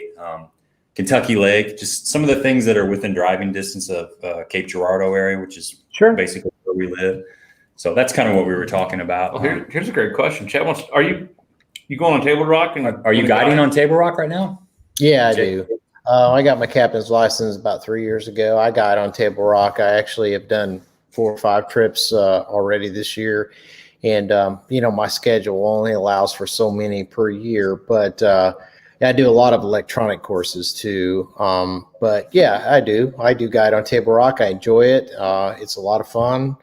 And, this is a great fishery because you can usually catch quite a few fish, and no matter what time of year it is. And there's so many different ways to catch them. If people want to learn about drop shotting, or it doesn't matter, you know what I mean? But we're coming up on a phenomenal time of year right now that there's just so many different species and patterns available at Table Rock at any one given time that, that's what I enjoy more than anything. But I guide on Table Rock, and been doing it for, I guess it's really my second year of doing it. So just kind of pilling around with it. Pete Winters is a great friend of mine. He's a good guy. Brian Snowden, he guides as well. We do a lot of large groups, things of that nature, and we'll all get together but it's fun. We all stay in contact. That's a great idea. Pete actually does a great job of doing a lot of updates of the conditions of the lake and what's going on and how to catch them. And he really that's his full-time position, Pete Winters, and he does a great job. But I think that's a wonderful idea. Just kind of narrows things down for you, quickly. I've got a pretty good question on here, but before we get to that, Denny, you just come on down and fish the pond. I'll start the barbecue up. T. Harris says, since Tripp has retired, who will replace him, and do you see any changes? I don't know who's going to replace Tripp. They have several people that are. I don't know that they're going to replace Tripp in a Elite Series angler only tournament director. It looks as if they are using a group. Lisa Talmadge has kind of taken on the role of senior tournament director. Chris Bowes is still running the opens. He also has helped at some of the elites and done some of that. So I don't know that they're going to replace that position as it was. I don't know that they're not. But there's a lot of guys. Actually, Tripp's son, Hank Weldon, was at this event, so he's helping out too. I honestly don't know. I don't know what they're going to do. I don't think there is any replacing Tripp Weldon. Yeah. He's doing good, though. He's really in good shape. He was actually fishing the other day. I was talking to Hank and asked about him, and so it looks like everything's good. I think he's 99% sure that he's cancer-free at this point, which is great news. And, I don't know if things are going to change any at all. it seems like things are just, going on a steady path. That whole situation was kind of just, it's running its course. I mean, it's kind of a machine that, the whole format and the elites, they just kind of run themselves. I mean, it's actually a well-oiled machine at this point. Mm-hmm. Right. Yeah. So Connor's got a good question. Wants to know what your favorite fish to fish for is other than bass. Other than bass, it's crappie, hands down.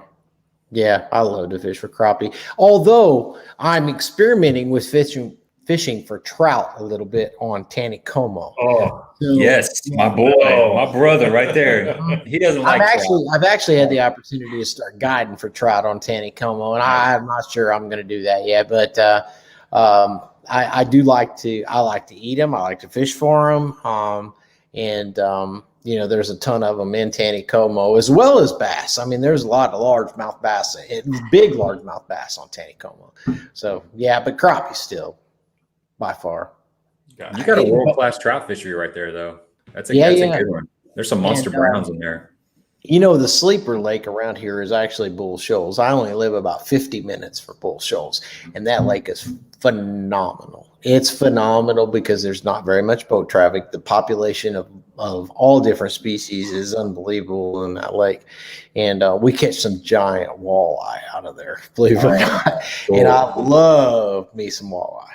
So did you know, we just found this out last week. Did you know there's walleye in Kincaid? Yeah, they're in there. I've caught a 5 I knew there was sauger. I've caught sauger out of Kincaid. I've never caught a walleye out of Kincaid. Well, that's what Sean Hurst. According to Sean Hurst, the biologist over there said, and they actually tried, and you probably heard of this, but they did try an extensive smallmouth stocking program over there at Kincaid, but for some reason they didn't take, and they don't really know why. And Sean says that that's probably the single biggest failure of his career, or the most puzzling mystery of his career. The biggest letdown, basically, is what he said. He tried for years and years and years to get smallmouth going in Kincaid, and it just wouldn't work. I don't know why. Yeah. It's interesting. The muskie population is so great in Kincaid. And I've heard situations that smallmouth really thrive on, systems that have flowing water. And Kincaid, for the most part, doesn't flow that much. Table Rock obviously generates power, and a lot of those other systems that we fish for, the St. Lawrence River, it flows constantly. So I don't know if there's anything to that's what to do. I don't know if it's the muskie population that ate all of the fry. I don't know. But I know that they tried to get it going on Kincaid, but it's a shame because they sure are blessed. It's funny here at Table Rock, we're getting some 3+ pound smallmouth pretty regular here, and we catch, like, here in the next couple months, we'll catch a lot of smallmouth in the 2.5 to 4 pound range, especially 2.5 to 3s. You'll catch a lot, and it's a lot of fun. They kind of become nomads after that. They get out there and roam around under the bait, and they get a little bit difficult to catch, but one will show up every once in a while. But man, oh man, I mean, when I was at I literally had the time of my life last year when I was at the St. Lawrence River, and we fished Lake Huron. Funny thing, that last day or the second day of practice, at the St. Lawrence, we couldn't because of COVID. We had so many restrictions. We had to be tested for COVID, before we could. As soon as we got into the state, we had to be tested, and then they had to change venue sites because of COVID, going from where we normally go out of to, oh golly, I'm drawing a blank on the two towns now. But anyway, it allowed them to put Lake Huron into play, and that's where I ended up catching my fish. And it was the last day or second day of practice. It was almost evening time. Up there you can practice for like 16 hours a day. It's exhausting. Dude, you can't imagine like it stays daylight like from 4 o'clock in the morning until like 10 o'clock at night. You're like, oh God, I can't take this anymore, and but you feel obligated to stay out there. And on the second day of practice, I was just idling around. It was like 5 o'clock, and I was like, I got to go in and go to sleep. I am exhausted because the first day I'd put in like 16 hours. And then, of course, I'd been up since 4 o'clock that morning. And I idled across, and I started seeing a few on the side image. And then I seen a few more. And then I seen a few more. And I thought, crap, again, back to that monotony deal. I'm like, I'm just going to turn around and see if these are fish, if they're smallmouth or what they are, And I caught a 4-pounder. And then like 5 consecutive casts, I caught 4-pounders. I'm like, shit, there may be something to this. So I idled around and I messed around a little bit longer. And then Snowden came in. He was doing the same thing. He was going to put it on the trailer. He was done for the day. I was like, hey, Brian, go down there about 200 yards and come back to me. And because we worked together on tour. And I said, see if you, on live scope, if you start seeing some things and see if you catch any. He called me about 10 minutes. He goes, I've caught 2 4s and a 5 already. And I'm like, yeah, that's what I thought. And so we found a stretch that was gigantic. And then so the next morning, rather than bailing on the whole deal, we expanded on it. And we both did really well in the tournament. So it's just kind of funny how things work out. But yeah, those smallmouth, they're unreal. And when they're 4 and 5 pounds, jeez. Yeah. And in current, it's unreal. It really is. Yeah. Cody wants to know how to maybe get signed up for you on guiding on the lake. Well, you can either email me at chadmorgenthaler.com, or you can send me a personal message at CC Morgenthaler on Instagram or Facebook. Either way, Chad Morgenthaler on Facebook, CC Morgenthaler on Twitter or Instagram. And, man, I'd be glad to accommodate you however I can. That's great. Mike Russell's got a good question on here. Just throw it out. Mike, hands down, man, your crankbait that you left for Gabe and I, it sealed the deal this weekend, I can tell you. He's a bait painter, Bag 5 Baits out of Kentucky Lake. Unbelievable paint jobs. Holy cow. So he wants to know, how do you or can you identify a location that fish are going to use to stage before going to the lake? And then what type of structure would you look for on a map? So let's kind of roll that into current situation. It's pre-spawn right now. The spawner, the fish are moving towards their spawning locations. So maybe apply that question to what's currently going on. Okay, so we kind of touched on this earlier. The obvious places that are on the topo maps and that are on your electronic maps that we have today, which are spot on.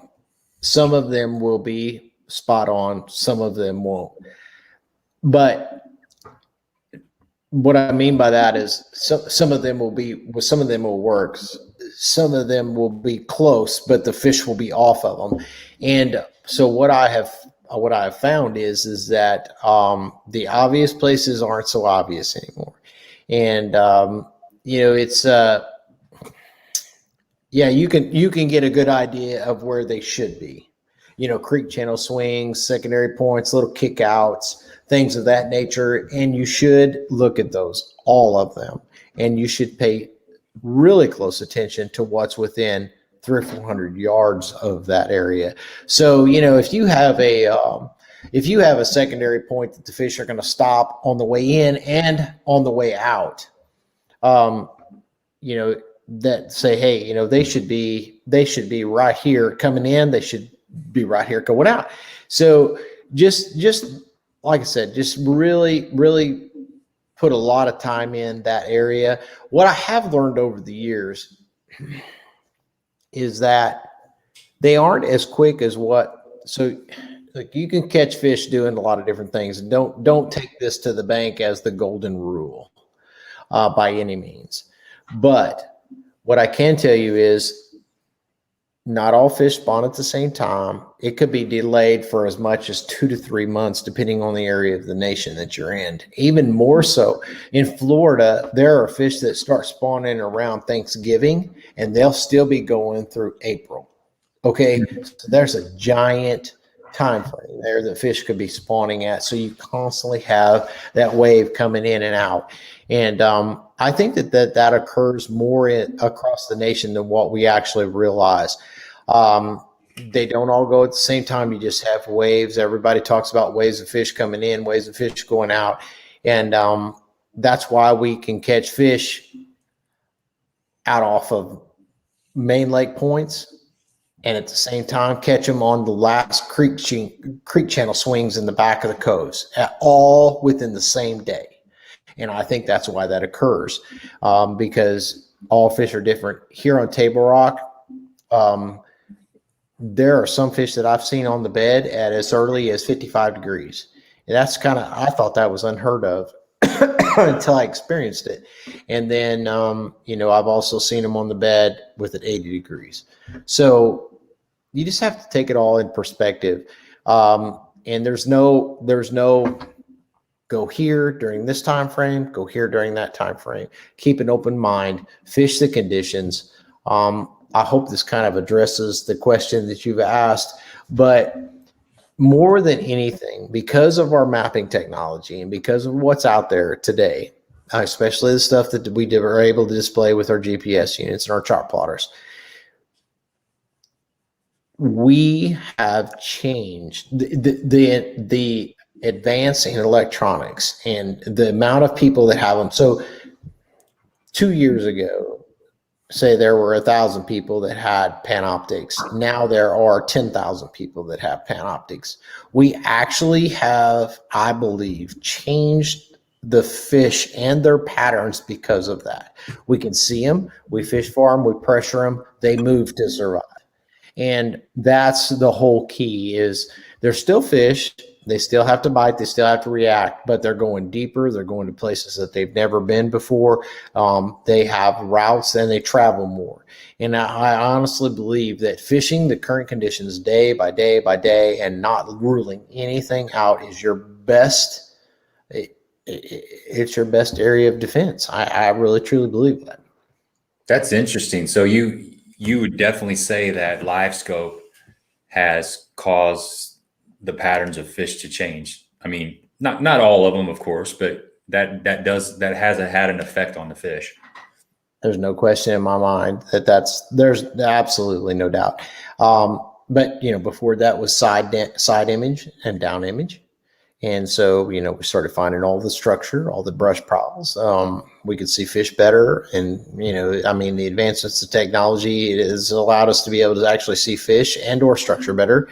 And so it's just easier to stop on it, with the mapping. So, yeah, no doubt. And now we have forward-looking sonar. So we're no longer fishing in the past. We're fishing in the future. We're fishing in what's coming up.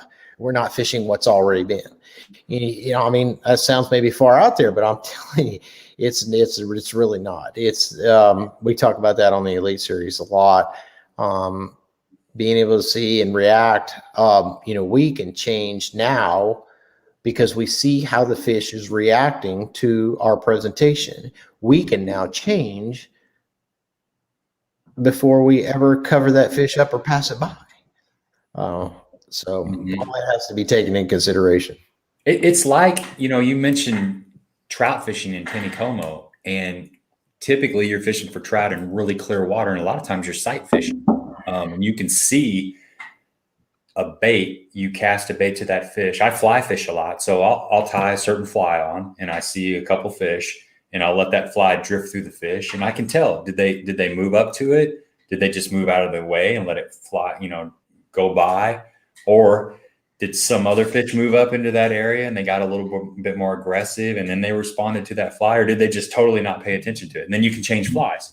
You can try something else. And you can keep changing flies as long as you have patience.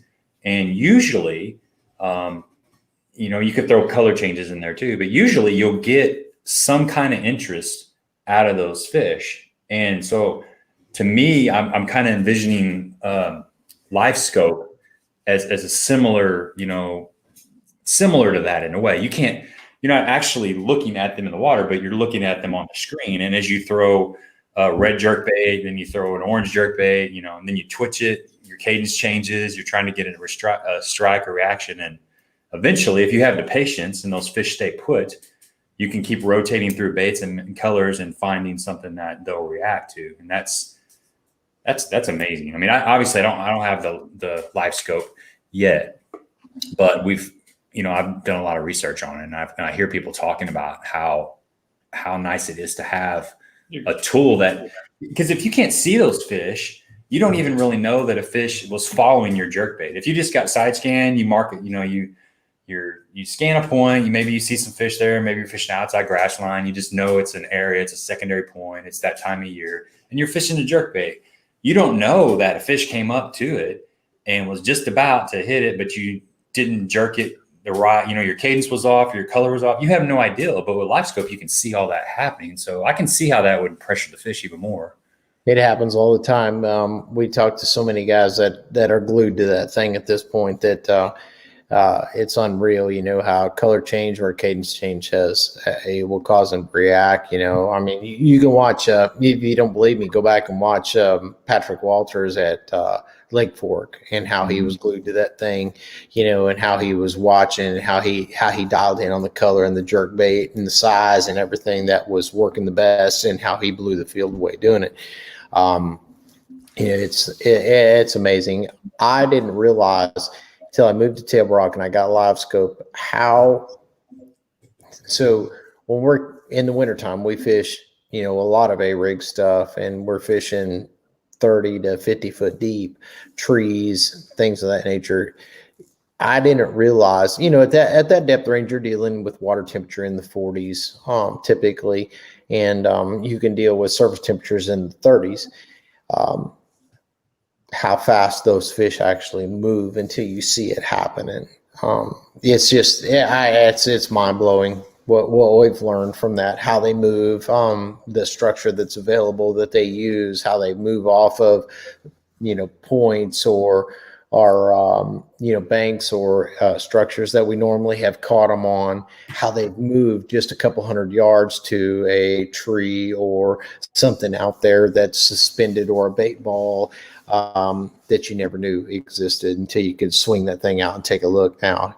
And it's eye-opening. It really is. Just keep an open mind, because I don't know where we're going to go with this stuff. I have a pretty good idea of some of the new technology that's coming on. I think that very soon we're dealing with not only fish identification and species identification and separation, but we're also dealing with more of a forward live scope image that is real time, that looks like down inside image rather than 2D sonar at this point. It's getting close now, but I don't think we're far from that. I don't know where it's all going to go. All I know is we just have to keep adapting and keep changing and keep an open mind and just keep fishing and time on the water. And like I said, experiencing all these different things and conditions. And it's pretty cool.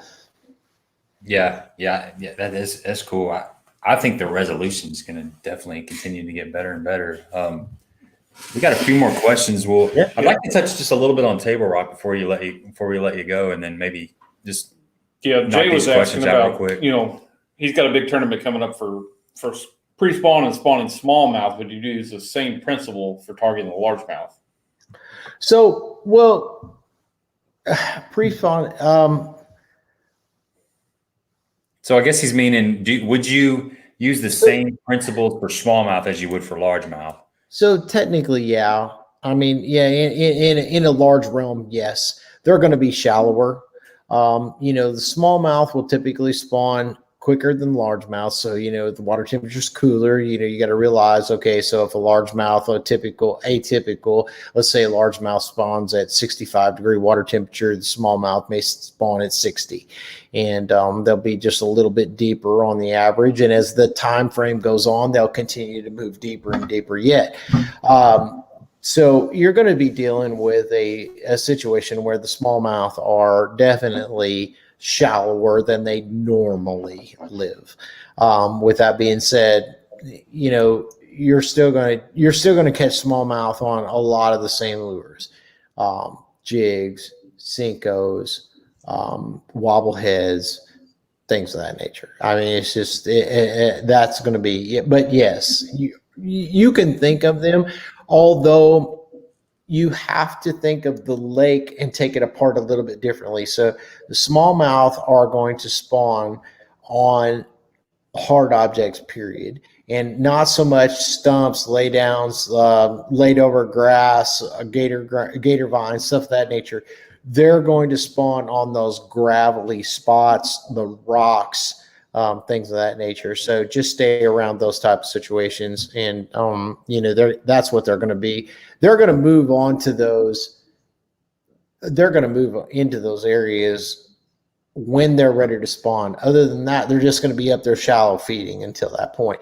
They don't spend weeks in shallow backwater areas like largemouth do. Excuse me. They go spawn and get out, and the males will stay there, but the females go spawn and get out, and they typically don't go as far back, if that makes sense. Largemouth just get a little bit shallower. They'll go a little bit farther back, and the creeks and smallmouth typically do. Smallmouth will typically stay a little bit more so toward the deeper water, the main lake areas, and the gravelly hard stuff. So that's really the key adjustment you have to make. Scott wants to know, what trailer would you use on a Peewee Jig? If that is the Scotty Edwards that I have known for a long time. I bet it is. I'll bet it is too. Scotty, you know what trailer to use on a Peewee Jig. And although I guess for years and years and years, we used the Uncle Josh number 11. Oh yeah. Frog, but now it's pretty much soft plastic deals. Although I guess Uncle Josh still has some stuff going on out there, but yeah, I think. It's the same. It's the same stuff. The Zoom Super Chunk Junior, and it's pretty much the Zoom Super Chunk Junior is what I use what I would use on the Peewee Jig. There you go. Some inside information. So you got some stuff on Table Rock you want to go over? I was looking through yours. Oh yeah.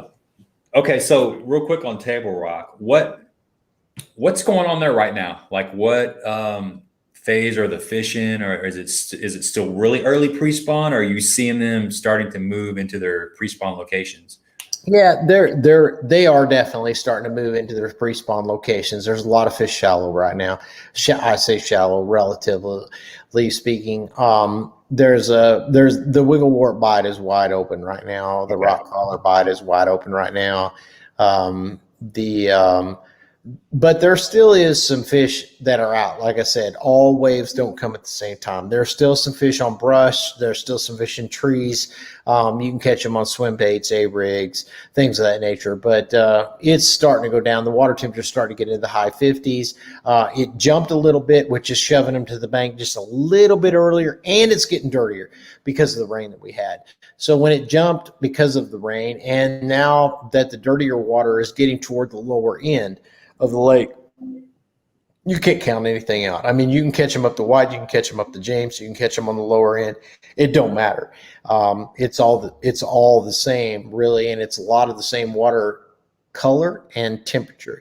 So, they're basically, in a nutshell, they're just getting shallower right now. They're really vulnerable. There's a lot of fish coming to the bank, and they're getting in that, 5 to 10 foot range, which is where they're going to live until they spawn. Okay. So I got a BFL down there the 17th of April. You think that'll be, I mean, I know depending on the conditions, but at that point, there'll be even more and more and more shallow at that point. Yeah. There's no sense to fish deeper than 10 foot at that point. No sense. You will get your brains beat out if you do. It's just a matter of then determining, what's going to be the best method to catch them at that point. Jigs, Cincos, shaky heads, even crankbait still be. I wouldn't be surprised if a swim bait doesn't come along at that, or I'm sorry, a buzz bait doesn't come along at that time.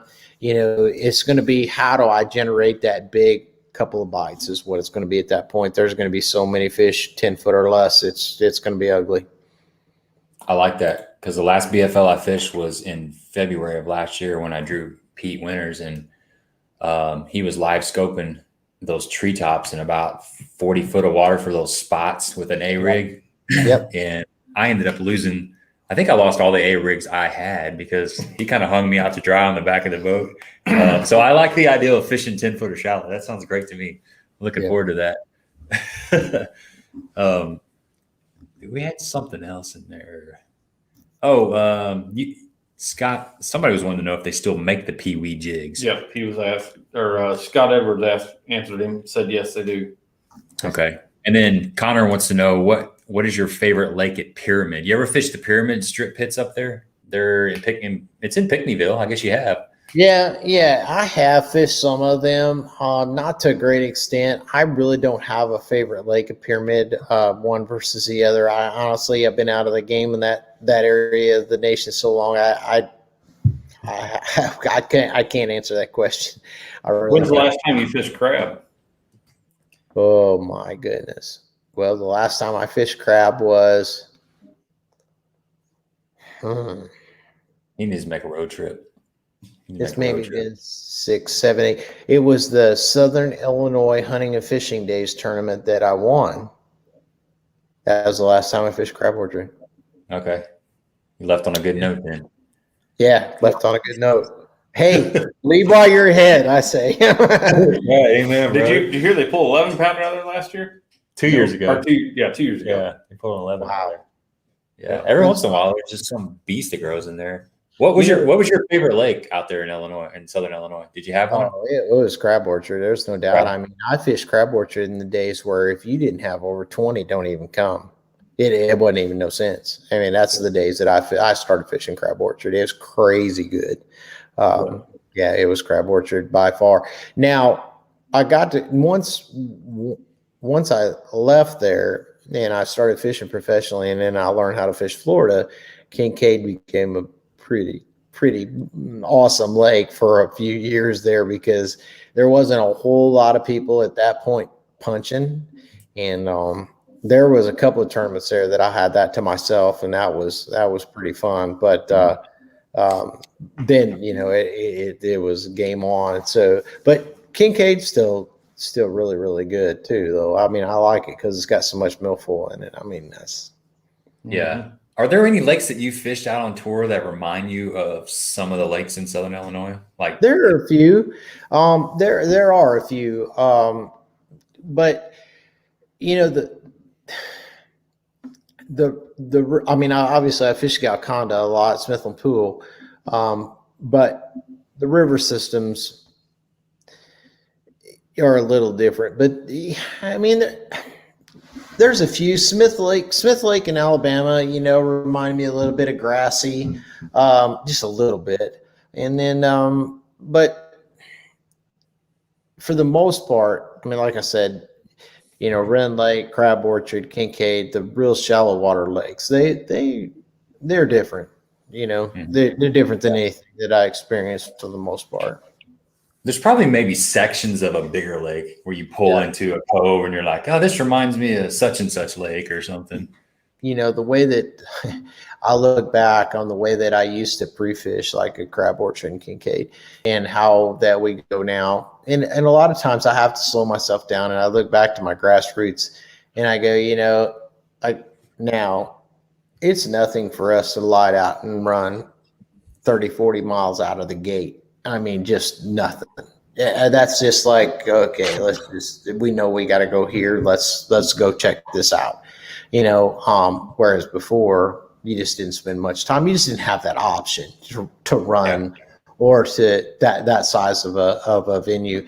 But it's just different now than what it was before. But like I said, there's a lot of it though. Every once in a while I'll say, hey, let's just hunker down right here close and let's just grind it out. And that's worked. So I remember I was fishing the LBL division, so Kentucky Lake in the BFLs for several years. And one of the first couple tournaments I was in as a co-angler, my boater, when I was talking to him, I said, so what's kind of the plan or where are we running at and stuff? And he said, we're fishing Tennessee. We're going to Tennessee. We're going to south of Paris, Tennessee. And we were up at the dam. And I'm like, how long is that? And he's like, that's going to be about a 40-minute ride. And I'm thinking, so we're going to drive for 40 minutes, before we even fish. Mhm. A long run to me was like 10 minutes or something, 10, Right, 15 right. minutes. But those guys go all the way to New Johnsonville. You stop at Paris to get gas on the way back so you can make it back to the boat ramp. So that kind of opened me up on the long run. In 2003, when I fished my first classic in New Orleans, we lived out of Bayou Signet, and I ran 127 miles one way. Holy cow. Jesus. That's the farthest I've ever gone. It still is today the farthest I've ever gone. Yeah. Oh, I bet your back felt really good after all that. Oh my God, it was horrible. And the way you had to get there was even worse. Trust me on that. Yep. So that's crazy because you're all jacked up in the morning, man. You're jacked up, you're ready to go fishing, and 2 hours later you sit down the boat and you're just like, God, you'd have to really, work it up again. Yep. Be a little rough, that's for sure. Well, before we let you go, I brought a couple baits that I want to just show these to you. And I think these are a couple missile products that I really like, and I think not a lot of people are fishing them, or not as many. I mean, everybody knows the D-bomb, right? I mean, Greg's a huge D-bomb. Yeah, you never heard of him. Greg's a huge D-bomb fan. So am I. But I think one of the baits that's kind of overlooked is the Destroyer. Yep. And yeah. Now this is let's show this. A buddy of mine turned me onto this at Chickamauga. He was punching grass. We were fishing a regional down there. And he said, keep this on the hush, man. But before you come down here, get on Tackle Warehouse and order some of these Destroyers. And Bruiser Flash was the color that he recommended. It's a killer color.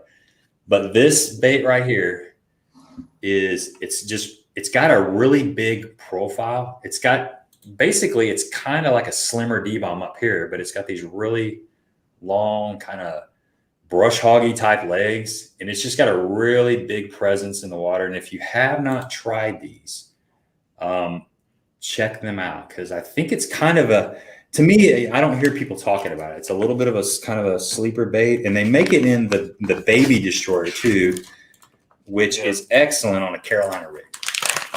I like to throw when the bite's finicky and they don't want something big, they don't want a full size bait, that baby Destroyer. So here's the regular size, and then I use the baby for punching, and then there's the baby. Same thing for punching. If you want that finesse, I use a speed crawl a lot, but this right here will work in the same type of scenario. So 2 different sizes. The Destroyer, I think it's overlooked, and I think you guys should check it out. And then the one other bait I wanted to show real quick is a bait that's just been out probably last year, and it's the Quiver. It's the missile bait's Quiver, the 6.5, which this is a really cool bait. Like the Neko rig, something like that. Texas rig, wacky rig. I think it's called Neko. Neko. I don't know. It's Japanese, so it's not pronounced the way we think it is. It's always something different. I don't get into the finesse game, so have you fished, Chad? Have you had a chance to mess around with the Quiver 6.5 at all? A lot. So tell me about it. What are you? He looks a little disgruntled that you're showing all this off. But. Dude, so I fished before the Quiver came out. The Yamamoto their cut-tail worm was very similar, but the Quiver, for whatever reason, seems to generate more bites. And I got the Quiver straight out of the mold on the prototype for St. John's a couple of years ago, and John gave those to me, and it's a catcher. I mean, it don't matter if you fish it on the Neko rig or wacky style, or I fish it a lot Texas style in the place of Cinco. I actually haven't flipped or pitched a Cinco in probably 2 years because of the Quiver. So yeah, I mean, I've got a lot of experience with it. It definitely works on it's a shaky head bite getting machine. That thing is. You put it on a 3/16 ounce shaky head, and I'm telling you, you better hang on. Me and Mansu did a video post here last year, I think, with a 6.5-inch quiver on Table Rock, and we were catching bedding-fish on it, and literally they bite that over anything else. So yeah, I mean, great baits. It's just got a great profile. It's got that straight tail on it, and I really like it. I really do. I've got a boatload of them, and they work. You should probably just take that camera and go over to that little room and let's see. I don't believe you. Not going to happen. No, good on it. I just never trust a guy to stick his finger in his hand in front of my face and smell it. That was my next question about Table Rock. So I need to be taking some of those down there when I fish that BFL. You throw that on a shaky head. If you don't catch 5, you might as well go ahead and go to the grocery store, bag groceries for a living, my friend. Not that that's a bad gig, but I'm telling you, they'll bite that thing. They will. I will have it on. I will have it tied on. Most definitely. All right. If you guys got any more questions for Chad, he's been nice enough to be on here for almost 2 hours. It just goes by quick when you get to talking fishing and stuff and having a good time. It does. You see me? No, I was looking through these earlier. Yeah. So what do you got? What's coming up next, Chad? Where's the next derby at? So I'm gonna leave. I'm gonna leave the middle of next week, and I'm gonna go practice for the Classic on Ray Roberts for a few days before it goes off limits. It goes off limits on April the 1st, and so I'm gonna go look at it. I've only been on Ray Roberts maybe one time in my entire life, and it's gonna be in June, so it's gonna be hard to look around. But I'm just gonna kind of learn my way around it, see what's got to offer for a few days, and then I'm gonna head on to the Sabine, and then I'll come back for a week and go to Fork. Okay. Sounds terrible. I do have 2 events. We're going to fish a little derby here on Table Rock on Wednesday. I haven't been on the water, but I'm fishing with my neighbor, my good friend Dave Mansu, and then I've got a tournament on the lake. Actually, I got a tournament on the Lake of the Ozarks on Saturday. So yeah, next Saturday. Cool. Yep. Well, good luck. I know they had that. Which area? I'll say which area you guys fishing? You guys farther south or north on where's that lake? that? On which lake? Lake of the Ozarks. PB2. I don't know yet. We're going to go down on Friday and give it 1 day of practice. Dave was there for a BFL a couple weeks ago, and he fished up. So that'll be our fallback. We'll probably fish the lower end for the most part on Friday and see what happens and just go from there. Yeah. Yeah. I know they had that the jerkbait only tournament. I believe it was last week. And it took 20 pounds, I believe, to win. Really? I've heard it's pretty good. So yeah. I've heard Kentucky Lake's been fishing pretty good too. So I'm anxious to get down there. Wow. Nice. That's good to hear. Yeah, that is really good news because Kentucky Lake has been really struggling the last 3 or 4 years. That's kind of why I quit fishing the BFLs down there, because it just got really tough just to get a bite. Yeah. But it's according to the first BFL they had down there were a lot of limits brought in. It used to be somebody would catch 20, somebody would catch 19 and 18, and then boom, it dropped down to like 12. But now there's a nice gradual curve of bags, which tells me there's a lot of 15 to 16-inch fish in the system. So it seems like it's starting to come back. So that's a good thing. But Chad, we're gonna let you go, man. I really appreciate you hanging out with us. It's been great to get to know you, and good luck out there on the water, man. I hope you get everything works out the way you want. I hope your second day on Pickwick becomes your first and second and third and fourth day out there on the tour. Thanks so much. I appreciate all you guys. Thanks for having me on the show. I always love to talk fishing with everybody. And like I said, it's just an honor and a privilege to be here and to get to talk with everybody, and I hope that nobody thinks that I've ever forgot where I come from, my grassroots, because that's what got me to where I am today. And I got a lot of mountains to climb still, but man, good Lord willing, and the creek don't rise, we're going to have a lot of good days and a lot more tournaments in our future. And, fishing's fishing. Sometimes you have good days, sometimes you have bad days, and hopefully you learn a lesson from all of them, which I certainly try to do. And if I can ever reach out and help any of you out there, I'll be more than happy to do so. And if you get in the area, please look me up and give a shout out. And it's been great getting to talk with everybody. Yep. Well, the next time your buddies come over and decide to stay at your house for a day or two, let us know. We'll make sure we give them an invite. We're going to get them in that room over there, sooner or later. So the last time we did it, I had to do I did a podcast, and we were up for 4 hours. We were up to almost midnight doing the podcast when everybody was. So it was definitely. But I'll keep you in mind, and we'll hopefully get to do it again sometime soon. Okay, right. Sounds good, Chad. Right. Have a good evening and appreciate it once again. All right. Thanks, guys. All right. See you, buddy. All right. Good stuff, man. Good stuff. I love having a lot of good comments coming through too. Yeah, I love having people that were born or grew up in the area that we live in, and they've came out and made a career out of it. It's really cool. To me, it's really cool to hear. Well, even we had, Chad tonight and Menendez and even Terry Bolton. They talk about fishing Lake of Egypt. They talk about fishing wren and crab. They've all fished Kincaid. And you're like, what? You fish the same lakes that we do? And they're like, yeah, we're just fishermen. It's just odd to hear somebody talk good about crab anymore. They're like, oh, my God. It's hit and miss, man. It kicks my ass so bad. You just got to get over there more. I need to get that's over the problem. More. Yeah. Well, by the time we fish it, it's so late in the summer that it's been beat up. Yeah. Yeah. I guarantee you could go over there. And then if you went over there 4 or 5 times in the next couple of weeks, you'd probably have some phenomenal days. You'd see, just like any lake in the spring, that's when you get to see what's really in the lake. But, man, thanks for everybody that's been on here. I hope you enjoyed that stream. Working on a guest for next weekend. We got 2 really. I'm not going to announce them now until I get them finalized. But we got 2 more really good. One's going to be extremely interesting.